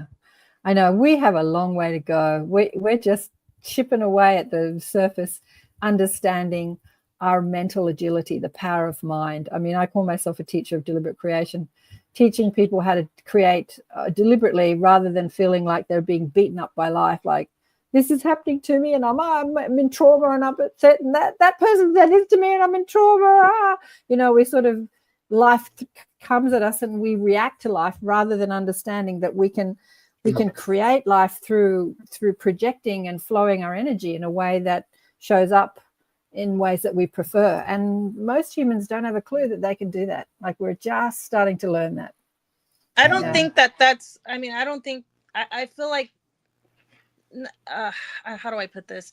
It's not that that's not possible for some people. It's that they don't, I don't know, they'd rather a lot of people would just rather stay in whatever state that they're in. Yeah, absolutely. And justify that state. I'm upset because Yeah. this happened, and don't try and talk me out of it. I want to stay in my upset. Yeah. Yeah, I've had that conversation many times. We're gonna give a book away right quick. We're gonna give a book away right quick. So we're gonna give away, what was it? I don't know already. Okay, To the Stars. It's an L. Ron Hubbard book. Ooh, New York bestseller. So y'all should check it out now. You know, I don't know when it was published. It's been a while, I imagine, because the man died in '86. But we're gonna give it away. We actually give 5 away. We're gonna give 1 away on a show night for the next couple of days. We got a special show going on Saturday. When John and them, I believe, is going to be in Utah. Saturday after next week in Utah. I'm going to be in, of course, Wednesday. I will be in Phoenix.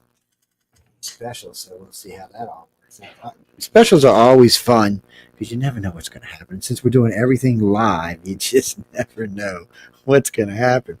Right, it should be fun. But if you can tell me the symbol Jay showed us earlier, what command to the 2-part? I tell you what, I'm going to do this a 2-part question so you get 2 books out of this.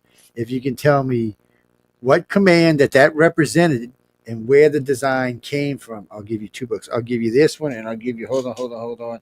Good question. I still got one of these left. But this is a good book. Y'all enjoy this. I think 2 of these left. This is Death of a Taxman. The Taxman becomes the Grim Reaper. Yeah, the Taxman becomes the Grim Reaper. This is a personal copy I'm giving y'all, okay? So it'll be worth more than that. I'll give y'all both of those. That means it's autographed. That's all. It's autographed to the station, not to me. When they're autographed to me, they just autograph them differently. So anyway, what's Death of a Taxman about?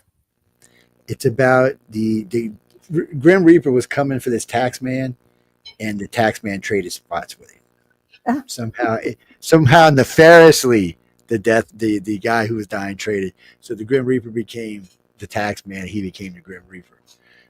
It's actually quite funny. It's pretty good to read. It was a good read.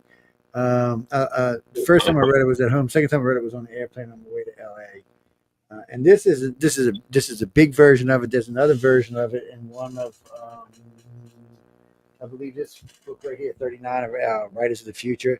The original story that won was in there. It's Death of a Taxman, and this is the book. He went ahead and expanded it into a full novel. So you should check it out. But anyway, if you win tonight, if you can tell me both of those things, should I give you? Okay, we'll say that. No, we're not going to go more than the 5th person because I don't think this is going to be that easy of a question, even though it should be.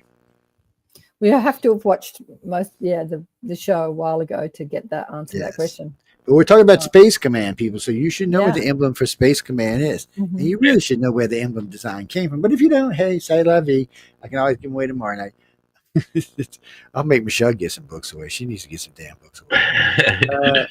Michelle de Roche, yes. Whose girlfriend? No, she's not Jay's girlfriend. She lives in Canada. Yes. Yeah, way the hell up in Canada where it freezes and stuff. Yes. That's Jay's girlfriend right there. Too. How many cats have you got, Jay? Oh, we have 4 cats. Oh my God. The reason we have 4 cats is because we did not want 5. So how many dogs have you got? 1. Just the one? And for the same reason. We have 1 dog because we did not want 2. Yes, that's enough animals. I got 2 animals. That's plenty.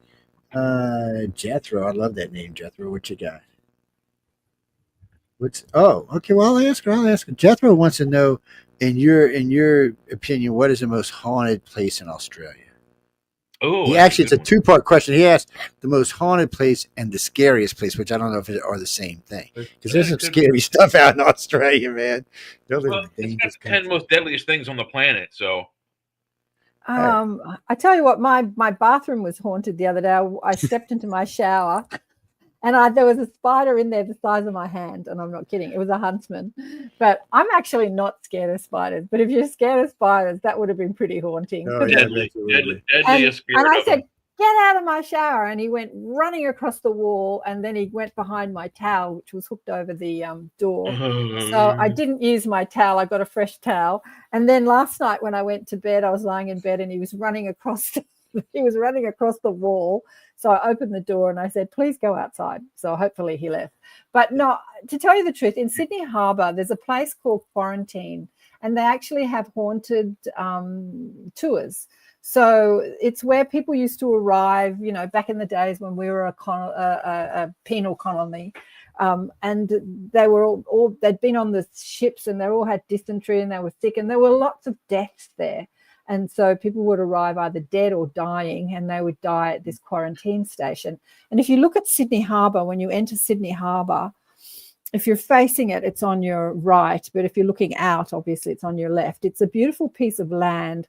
And there's a little old station which was the quarantine station. So the ships would enter the harbour and they'd offload the people, and they had to stay there and be quarantined sometimes for months and months. And that doesn't happen anymore. It's just a beautiful piece of land that you can walk on, and it's just exquisite. But they do have haunting tours there at the quarantine station. Well, they used to. I mean, I don't know if that still happens, but they used to. Yeah. Maybe. I went to school in Savannah, Georgia. It's an art school there. And there are among many, but one of my friends does a walking ghost tour of the 2 or 3 cemeteries in town, like Civil War era cemeteries. I think even Revolutionary War as well. But he does ghost tours. At night he takes people through certain haunted areas of Savannah, Georgia, which is very cool. They have like several haunted restaurants. The Pirate's House is one of the most famous ones. People have been scared literally out of their table and out of the restaurant. Yeah, there you go. Well, I had a beautiful friend on the show many times who was an amazing psychic and master healer and spiritual teacher called Michael Tamura, who left his body last year. But he was on tour in either Ireland and Scotland. I always get them mixed up. Sorry for the Irish and the Scottish for saying that. But he was in some place where he saw all these dead pickpockets that were haunting people. I think he was in under a church or under something. It was sort of an underground place. And there were all these ghosts running around, sort of scaring people by touching them. And he said to them, he thought it was hilarious. He wasn't scared at all. He could see them with his psychic ability. He said to them, would you guys want some help, and I can cross you over so that you can move beyond the earth plane? And they said, nah, we're having too much fun. We love this. We love scaring people. And he said, okay, we'll keep up the good work then. But yeah, there were all these Irish pickpockets haunting people in this cellar somewhere under a church or something. There's been a lot of dead people on the planet. No telling how many are still a lot of dead people. Well, I was watching this silly show on Netflix last night called Ghosts. And it's a comedy. So there are all these dead ghosts that are attached to a house, and they've died, some 500 years ago. 13 Ghosts? Ghosts, yeah. It's a show called Ghosts. It's a comedy. Yeah, it's really good. Yeah, it's a really good movie. Not 13 no, she's talking about she's talking about something else. Sitcom. It's a sitcom, yeah. Okay, there's one called 13 Ghosts, which is very scary. Is it a movie? Oh, okay. Yes. But yeah, the premise is that the ghosts are stuck to the place and they can't move from when they die. The premise is, I don't think that this is actually the truth, but this is what Hollywood likes to tell us, that if you die and you have unfinished business, then you get stuck to the earth plane, but you also get stuck to the place that you die in, and you also get stuck in the clothes that you die in, according to Hollywood. And until I'm looking good, then I'll be no damn hospital outfit.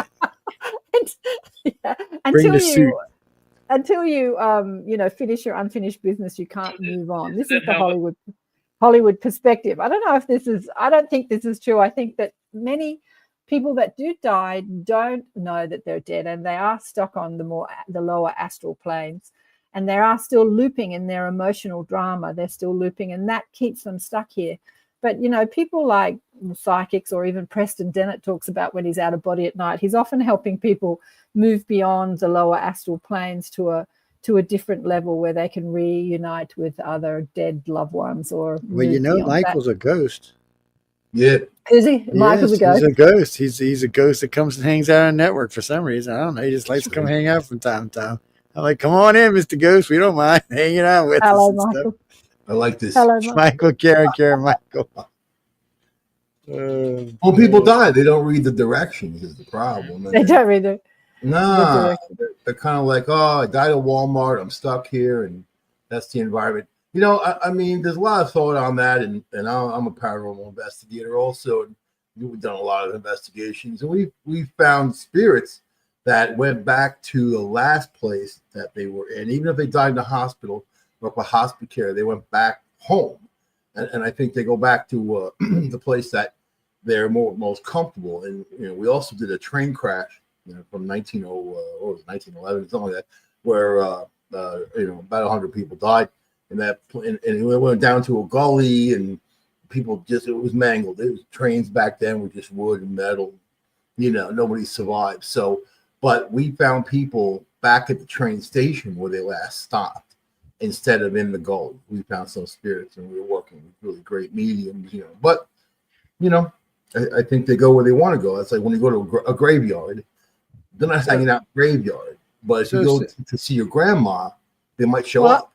I tell you something, as a psychic, when you go to graveyards, there are very few ghosts in graveyards. They're mostly at places where they lived or they have an emotional attachment to. Nobody has an emotional attachment to where their body is buried. I know. I'm not going to haunt this place. Graveyards are the least haunted places. They are the least haunted places. Besides, most of them are built on holy ground anyway, so.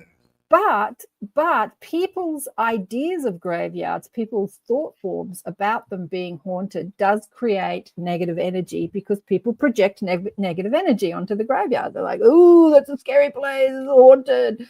So that creates the negative energy, not the ghosts. But as somebody who's a paranormal investigator, not through investigation, but just through being psychic, I tell you what, there's a lot of help out there, both in the physical and the astral planes. Everybody's gone now. I'm the only body with. Where have you all gone? You've all disappeared. Oh, Michael's still there. But during I'm back. I was just messing with myself. During 9/11, when 9/11 happened, I was here in Sydney. It happened overnight. The phone rang. It was a client actually, and she said to me, "Have you got the television on?" And I said, "No." And she said, "Turn the television on." I turned it on, and obviously they were playing the crashes into the Twin Towers. And I stood there watching the television, mesmerized like everybody else in the world, I think. Oh, yeah. But I remember as a healer, I thought to myself, how can I help? How can I help? And I projected my consciousness over to what was happening. And what I saw was amazing, actually, on the astral or the psychic level. I saw so many people helping, and a lot of them were firemen who had died, helping the souls or the spirits of the people who had died so suddenly. Like you're typing at your desk 1 minute, and then the next minute you're dead, and you're still typing at your desk. Like they didn't know they were dead. They didn't know what had happened to them. And what I saw were angels, for better words, but all these spirits coming to help the souls that had died really suddenly. And I remember sitting back and witnessing this and thinking, God, they don't need my help. There's nothing I can do. There's like this huge amounts of help. And it was such an amazing thing to witness. And then years later, I saw shows about some of the firemen that were killed, because a lot of the firemen were killed who went in, the first responders, and talking about how they were such beautiful, helpful, angelic people. And I feel like that many of them had this sacred contract to come into this world as humans and then to like die during that experience, to specifically to help those souls, to communicate to them, "Oh, you've left your body. Come with me. I'll take you to where you need to go." And many of them were following the firemen, not understanding that they were dead. And the firemen were saying, "Come on, I'll take you where you need to go. Come with me, follow me." And they just didn't understand that they were actually out of their body. And so it was amazing to see how much help we have when we are still in our human minds and something tragic like that happens. There's so much help that comes. So let's segue to Elon Musk now. You know, I love my Elon Musk. Is he a paranormal conversation? No, he is a paranormal conversation. I'll tell you why. So okay, so Elon's building spaceships to take us to Mars. Okay. I don't know about us, but some people. Yeah, I have no plans to go to Mars. Well, he's talking about bringing the human race to Mars, whoever the hell that may be. Some of y'all are going to Mars. Till Okay, he some of our drags us out listeners on will be going to Mars. No, I told you he's not going to be Drax. Now I figured out it's going to be X that's going to be Drax. Junior is going to be Drax, but we'll get to that after a while. We'll save that for Friday or a Saturday night show for that kind of stuff. But anyway, you know, spirits and demons especially are supposed to be earthbound. It's written in all the old writings, even before the Bibles, even in the Old Testaments. They're earthbound. So when you go to Mars, there won't be no demons or spirits or nothing. It'll be like quiet. There'll be different demons. Sarah's laughing her ass off. I mean, so what? So what are they going to hack on for a ride? And you can't. What happens if you got some stuff that keeps them? Makes you think what makes you think Mars isn't haunted? What makes you think? Well, that's a good question. Yeah. If what we say on this show happened, one at a time. Millions of people had died instantly on that planet, and their water was dumped on us. You know, and so it's so. If there was, I mean, there's a huge gouge in the planet. Whatever happened at Mars was instantaneous. Like the entire planet. God created everything. Just think about that. If there was people alive there, billions of people dead. Let's say spirits can utilize quantum physics, which is anywhere, anyone, anyhow, immediately, right there, boom, you're there. You know, so if you yourself goes to Mars, you know, maybe you have spiritual connections that could also connect right away. You know what I mean? So can't discount the whole quantum theory stuff. But it says they're earthbound. I'm just repeating what I was told. Karen, what do you think, sweetie? You think they're all crazy, don't you? See, you know. I think that the whole concept of earthbound, because remember, if our beliefs and thought forms create our reality, they also create our reality after we exit the body. I mean, we can still stay in the limited mind of what we call earthbound and feel earthbound. But look, earthbound. There are so many concepts that humans have that are not necessarily how it is, but we can create it because we are creators. So whatever you believe to be true, you can create. If you want to believe in devils and demons and you're being haunted and you're being, attacked by evil demonic entities, then you can create that. Because you're a creator. We are genius creators, and we can create heaven or hell according to what we do with our focus and our consciousness. So there is nothing that we can't create. We can create anything. But Earth isn't heaven. So and then in investigations, we say earthbound are spirits that won't move on for whatever reason. Mainly because they're keeping themselves where they are. They won't evolve. But then heaven is certainly not on Earth. And I think that people can kind of go, and where they want to go. You know what I mean? Well, we are not, Michael. We are not even earthbound. I mean, it's interesting that we think that we're here on Earth. So Joe lied. Did you tell me Joe lied? the greater part of who we are is actually beyond what we understand as Earth. I mean, we're projecting an aspect, a stream of consciousness into the matrix called Earth and experiencing this experience, but we are not earthbound. And actually every night when we sleep, we leave this matrix and we return to a different dimension. And that can be many. There is the dream dimension, there are the astral planes, and we can hang out with our dead relatives, or we can hang out with ET consciousness as orbs. I've got orbs flying around me now. Why do we have to wake back up in this world? Because we're choosing to be here. We're not here. We're not forced. We're not forcing. We're not forced to be here. This is not a prison planet. We are choosing to be here. We are choosing to be here because the contrast that is available here has so much spiritual growth for the soul. Well, Jay, a couple of shows ago, we were talking about that whole astral projection thing, and you said you wake up with your face against the ceiling, like you were up there in the room. Oh no, I was actually I was levitating. Yeah, I went to drugs. These two are all on my face, and then I slowly levitated back down to my bed with the covers were like around me, like draped, like hanging off me. It was the most bizarre thing I ever seen in my life. You know what's crazy, man? I was going to share the story. It was more towards I was being returned to whatever. It was an abduction thing, but I didn't go into it. I had the same experience a couple of times. I used to sleepwalk a lot too, and I would like wake up feeling the walls, trying to get out of my room and stuff. And then a few of those times I felt my face against the ceiling, and my hands were up there. I mean, I was able to tell that I was up there. Yeah, and then you go back to your bed. So very interesting stuff. You want to talk about dreams? I have so many of them that I could just tell us your dreams. No. Y'all say that for a night when we don't have a guest. Well, I got to get on y'all rookies, man. Damn.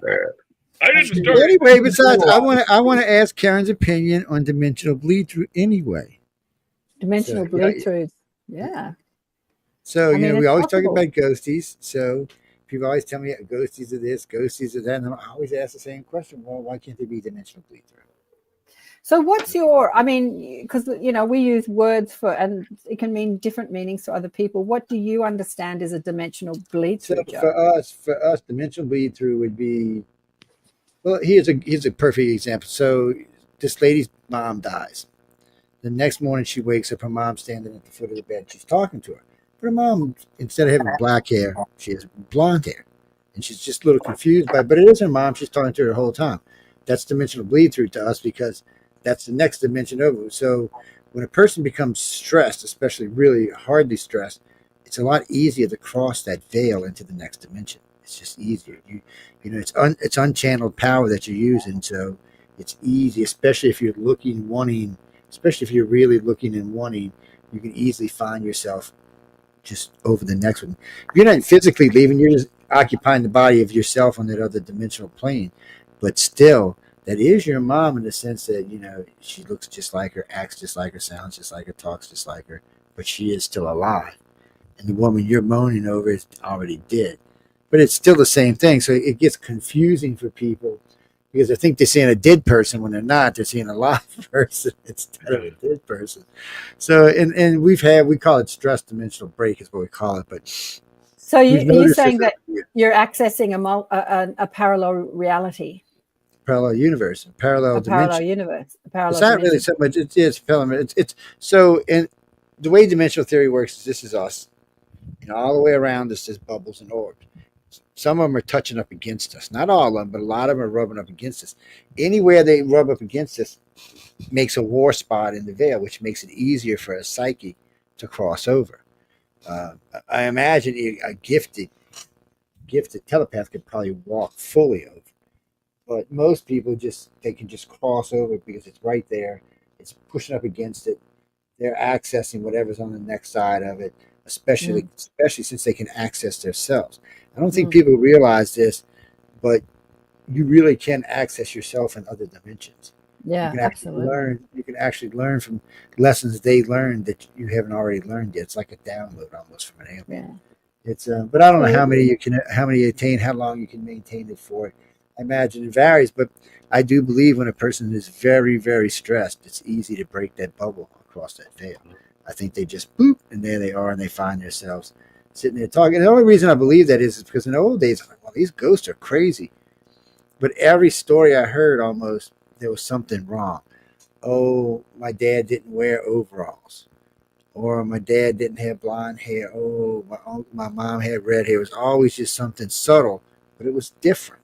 And it was distinctly different enough that you know it wasn't the same person, even though it was actually it's enough to make you at least mention that, you know. Yeah, so it suggested to us that people were seeing that they weren't seeing dead people; they were seeing live people just on the next plane or the next dimension or the next universe, however you want to say it. Multiverse is always interesting, but I imagine inside of every multiverse there's multiple dimensions, which just makes it more confusing. It does, absolutely, and we are operating as multidimensional beings and having experience on multiple levels. And as you expand your psychic ability, you can have access to who you are on multiple levels. Like people have said to me that I come to them in their dreams and I teach them or heal them in their dreams. And I'm in my physical aspect, I'm not aware of that. So I'm operating on some other level and I'm still helping people on other levels. This person I was talking about, Michael Tamura, who left his body last year, who was a spiritual master here on Earth, when I first had him on the show, I recognized him as one of my teachers in another dimension, not on the Earth. I never did any of his courses on Earth, but he was one of my teachers in another dimension. You could call it the spiritual dimension, but it was another dimension where I was still learning. And and so I had access to him on that dimension while he was still in the body. And people said to me when he died, "Are you going to miss Michael?" And I said, well, in the body, out of the body, I still have access to him in another dimension. And that's what psychics do, who have access to, you know, people who have crossed over or died, for a better word. And you can maintain a relationship with somebody. We're operating on multiple dimensions. Like when my mum died when I was 16, she came to me in dreams over and over and over and over again, telling me she didn't die.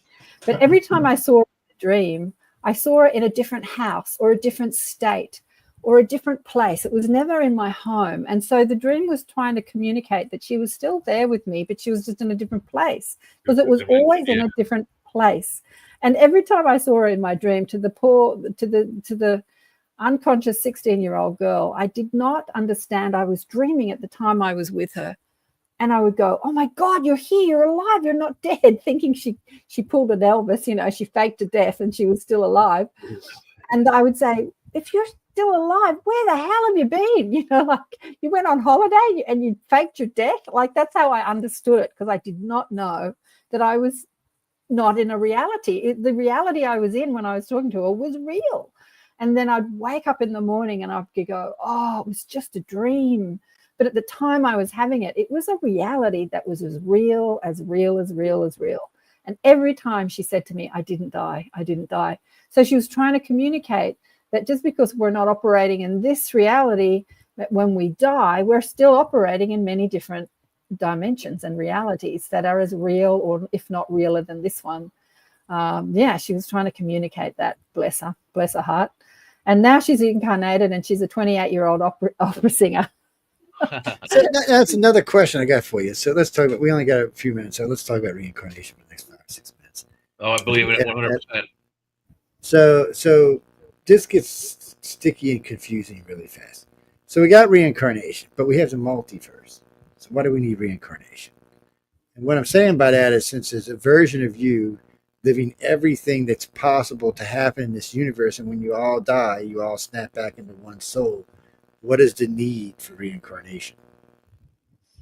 Just another experience. If you go to Hawaii for a holiday, but it's what I'm saying, you're experiencing. But you come home and you go back again for another. Why go back again?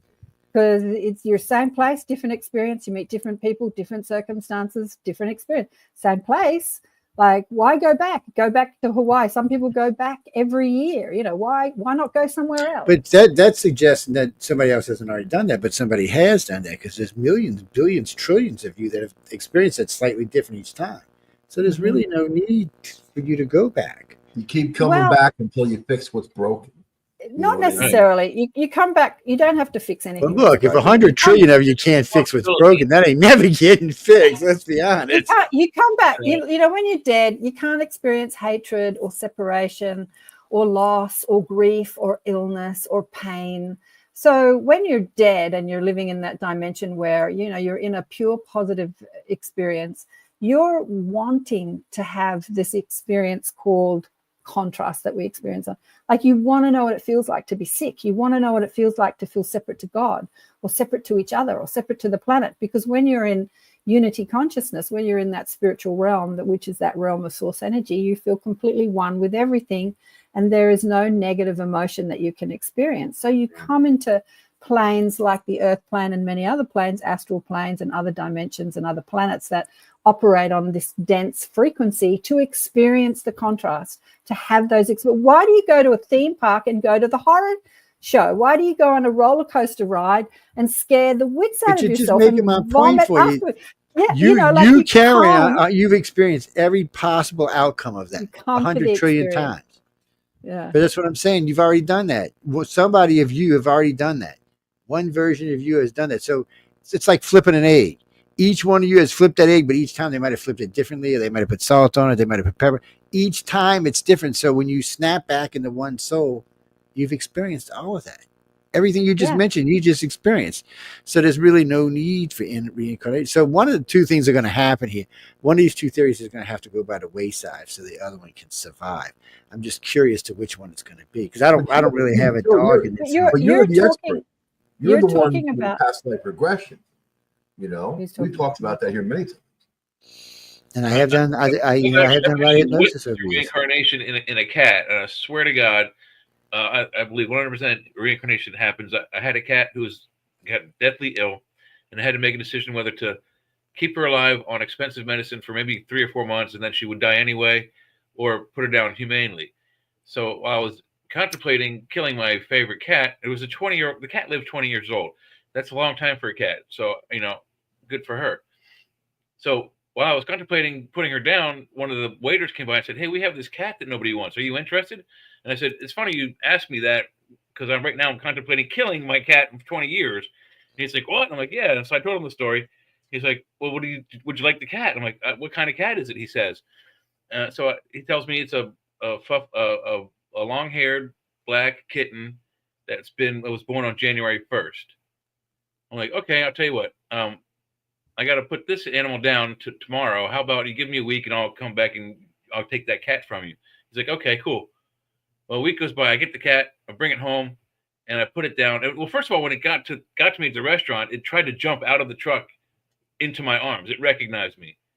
I don't know how. The cat was like, "Oh, I know that guy," and it tried to jump out the window and, stunned itself on the glass window. But I took it home, and it recognized my other cat. They looked at each other and went, "Oh, hey, how's it going?" And she darted past him right to the food. A new animal that you'd pick up at the vet or from a friend or from the ASPCA, the Humane Society, etc. You take that fresh animal to your house and you set it down. It doesn't know where you can keep the food for the previous animals. Yeah, Jay, we make Chinese food out of cats down here, right? That's well, I know that too, Jay, because I've got a black cat that has been with me 3 times. She's been a black cat. The first one I was like a. The one I showed was the third type, but it's not a reincarnation. It's not the same soul anymore, but that's okay. And the last time I had my cat for 20 years, she died when she was 20. She was a female. And I said I wasn't going to get another cat because I thought, I'm freedom. I don't need to have someone look after the cat. I can go away. I'm free. And 5 weeks later, I swear, 5 weeks later, a black kitten turned up in my garden. And I live above the road. Like I've got this tiny little garden above a garage, above the street. How that cat got there ended up being the next door neighbor's son had come to live with him, and he brought these 2 straggly cats. One was a kitten. And then he pissed off and left the cats with Dad. And then I obviously got the cats. But this cat came back to me after 20 years of being in a cat body. She came back 5 weeks later. And now she's 10. It's a he now. She came back as a boy cat instead of a girl cat. Yeah, so she has been, the same soul has been with me in 3 different cat bodies. All black. Yeah. Every good witch needs a black cat. I got 2, which I guarantee are not the first. Now I've had 3 of the same type of cat. It's a Maine Coon, black, long-haired, fluffy, and all female. But only the first 2 were the same soul. I know that for sure. I mean, it was like instant recognition. And like I said, when I dropped it off at the house, it went right to where the food was. It ate food and then went and sat in the same place that the previous body where when it was satisfied, it was like, "Oh, good." And would sit there for an hour. Yes. There's a fabulous movie about this called A Dog's Life. Yes, I've seen it. It's great, isn't it? It's about the dog reincarnating into all these different dog bodies. But there's a great conversation. Again, I'm going back to Ross Coulthard, and I can't remember who it was. It's in the last few episodes that he did. It's either with Brad Baker or somebody, I can't remember. Anyway, and this guy, Ross asks him questions about ET contact. When do you think we're going to have ET contact? I love it, journalists. And the guy said, "I've already had ET contact. I had this contact.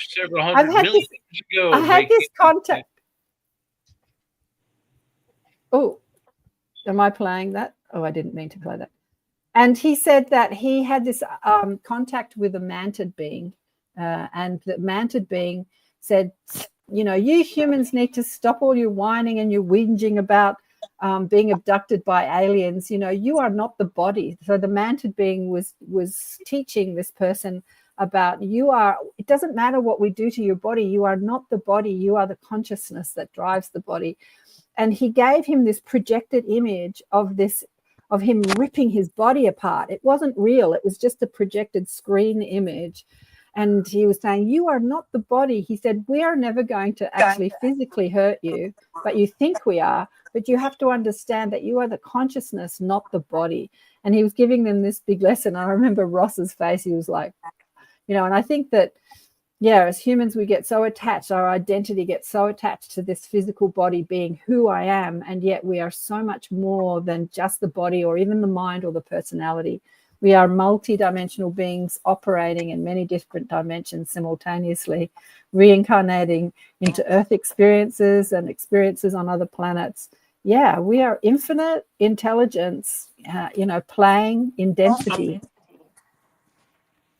And I think that, what time do you finish the show, Joe? Oh, in just a few seconds, because I'm like real quick, ladies and gentlemen, tonight on the Outer Realm, Jack Roth, John Sumpel, they'll be hanging out with, well, I don't know if Amelia's back yet. She might still be sick, but they'll be over there with Michelle DeRoche. The three of them should be having a good time. If Amelia's back, it'll be 4. But y'all stop by and check her out. She'll be going live in about 6 or 7 minutes. She usually starts her stuff. Yeah, it's about 6 or 7 minutes. That's why we run over, so. What's that query? How you say that? What do you want? You can catch Karen on Sunday nights. She's the in-between show. Yeah. So what am I? Sunday night, she's the 5 filling o'clock. in the Oreo. Yeah, 5:30 Central, right? 6:30 Eastern. Yeah. It's a 10:30. It's a beautiful time. It's 10:30 a.m. on the Monday here in Australia, which is great. I can sleep in because it starts at 10:30. And in our winter, your summer, it changes. I have to get up early because it starts at 8:30. But yeah, the next couple of weeks, I've got some great guests coming up. Elizabeth from Helping Parents Heal, who help people deal with grief and educate people about the afterlife when their children die. Amazing work. And then Garnet Schulhauser, who's had these incredible experiences. Talk about multidimensional. His spirit guide takes him out of his physical body at night in his astral and flies him around the universe and shows him different planets and different parallel. He's been to a different parallel reality of Earth. He's been to different humanoid planets where they're much more highly evolved than we are, and looked at different societies of matriarchal societies, patriarchal societies, being planets where these spider beings live underground. They look like spiders and they help seed life throughout the cosmos. He's written 5 books about it, and he contacted me 10 years ago, and he blew my mind. He talks about the realities of Sasquatch and fairies and angels and mermaids and all sorts of things that we've popped into the, mythical basket, and he's seen them as these real beings operating in different dimensions and even in the Earth dimension. Yeah, so he's coming back on the show in a couple of weeks. Yeah. Christy, when you coming on the show, chicken girl? Just torturing somebody. Oh, well, I know we got to get out of here soon. I'm surprised I ain't got a text from the boss lady yet. I love the show. Wait, guys, thanks for having me on, Joe. It's been fun. Oh, you're great. So I told you didn't know what to expect. The crowd's here. You never know who's going to be here with us. Sometimes it's a quiet night, just the two of us. Sometimes it's like, oh, you never know what's going to go on. Sometimes great to hear your story, Leah. That was amazing. Thanks for sharing that. And Jay, it's great to hear your stories. And Michael, Christy, one day. Michael, yeah. I'm trying. I was telling her she needs to come on. What's that, Jack? No, we already got a winner. Yes, we do. Son bitches in damn Sussex. Who was the winner and what was their answer? They answered it both correctly. They're in Sussex, England. Oh. Yeah, so, you'll get in about 2 weeks. Good night, Leah. Take it easy. Yeah. Good night. No. What's that, Jack? Whose story? No, you can catch Karen on Sundays, yeah. She's on the schedule. Just go look. And you go catch her over there and listen to her and harass her and stuff like that. What are you talking about? It's called ATP Media, which stands for Accentuate the Positive, because I started off on mainstream radio and I wanted to put out positive messages because we get so many negative messages. And so it's good to put out positive stuff. I just stuck with the name. I've had the name for 16 years. Because I could have called it something like, expanding consciousness, but I've sort of put a subtext, ATP Media, Awakening and Expanding Consciousness is like the subtext, but it's still called ATP, which stands for Accentuate the Positive. But I'm sorry, that's how I send your numbers to Michelle. I just put ATP on there. Media. Yeah. I just send it over that way she gets them. Kirby, we're getting ready to go. What do you got? 2 seconds. What do you got? 2 minutes. What do you got? Death of who? No, that makes no sense. Go away. Real question or don't bother us. Yes. is everybody psychic? Yes. See, Everybody KAren's is psychic. sweet. Every I don't brain think has the capability, but Everybody is many of them are turned off. Okay, I if want to you say, many people are yeah. not aware of their psychic abilities, even though they say, "Oh, I knew the phone was going to ring. I knew you were going to say that." Like they know things, but they just ignore it. But I read in the Seth books when I was in my 20s, channeled books in the 60s by Jane Roberts and Robert Butts, that Seth said, a spirit channeling through Jane, that every human is operating telepathically. We couldn't drive on our roads if we were not. And if you think about it, when you're driving on the roads, yeah, there is a knowing that you have about what the other people are going to do.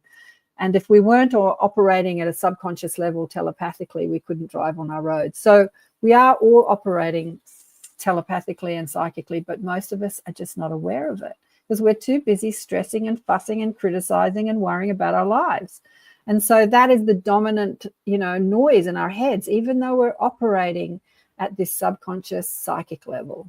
Yeah.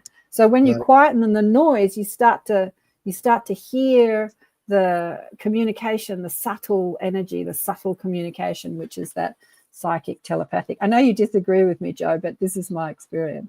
I always tell people, no, but that's the thing about doing radio the way we do.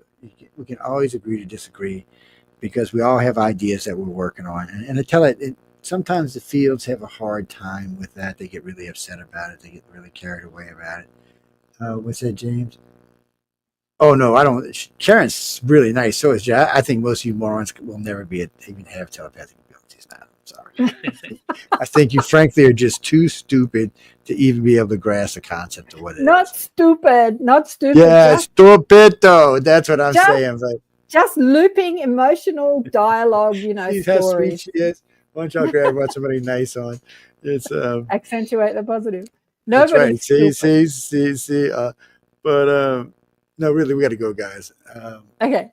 All I can tell you is try. You know what? There's a real easy test. I still use this test even today.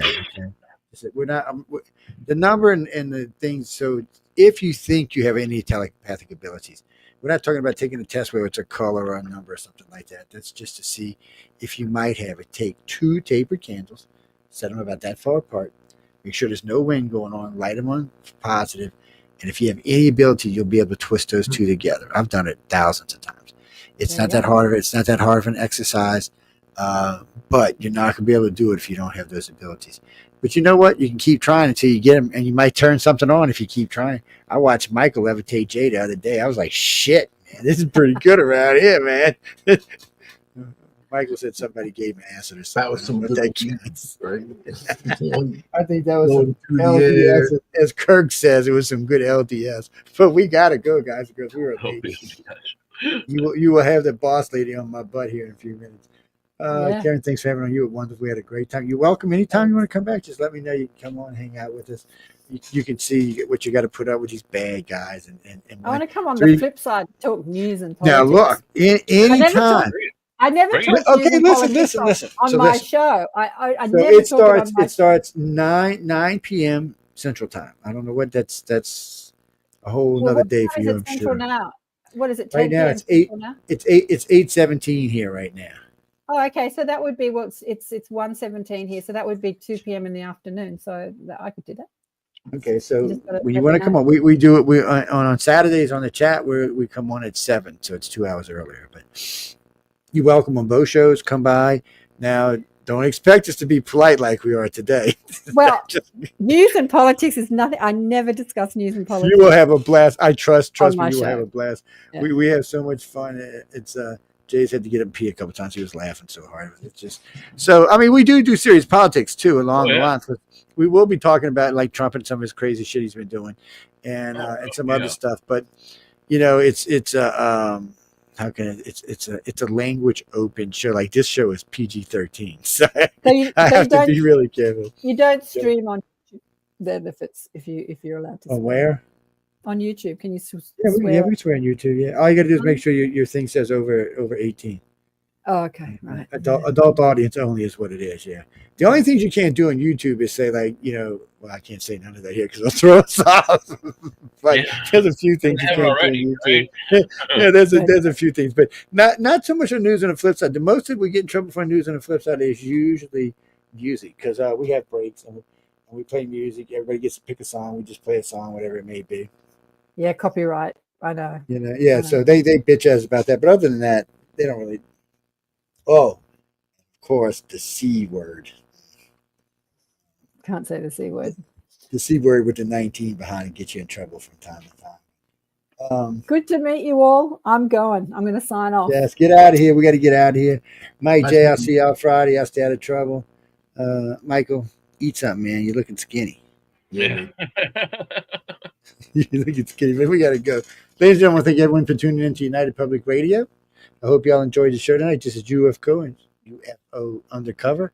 And I really do hope you enjoyed the radio show. Until next week, have some fun. Don't forget Friday night. Friday night is not for the faint of heart. I'm just warning y'all ahead of time, okay? And Saturday night is not for any kind of faint of heart. Being up front, those shows are not designed. I do 3 shows a week that are all PG-13. I do 2 shows that are just say R+. R-rated. Yes. They're definitely R-rated because Jay cussed like a freaking sailor. I don't know what it is. Sometimes. But no, good night, everyone. And stay tuned for the Outer Realm. I hope y'all go enjoy Michelle DeRoche and her guest. And let her know we said we love her. Goodbye, everyone.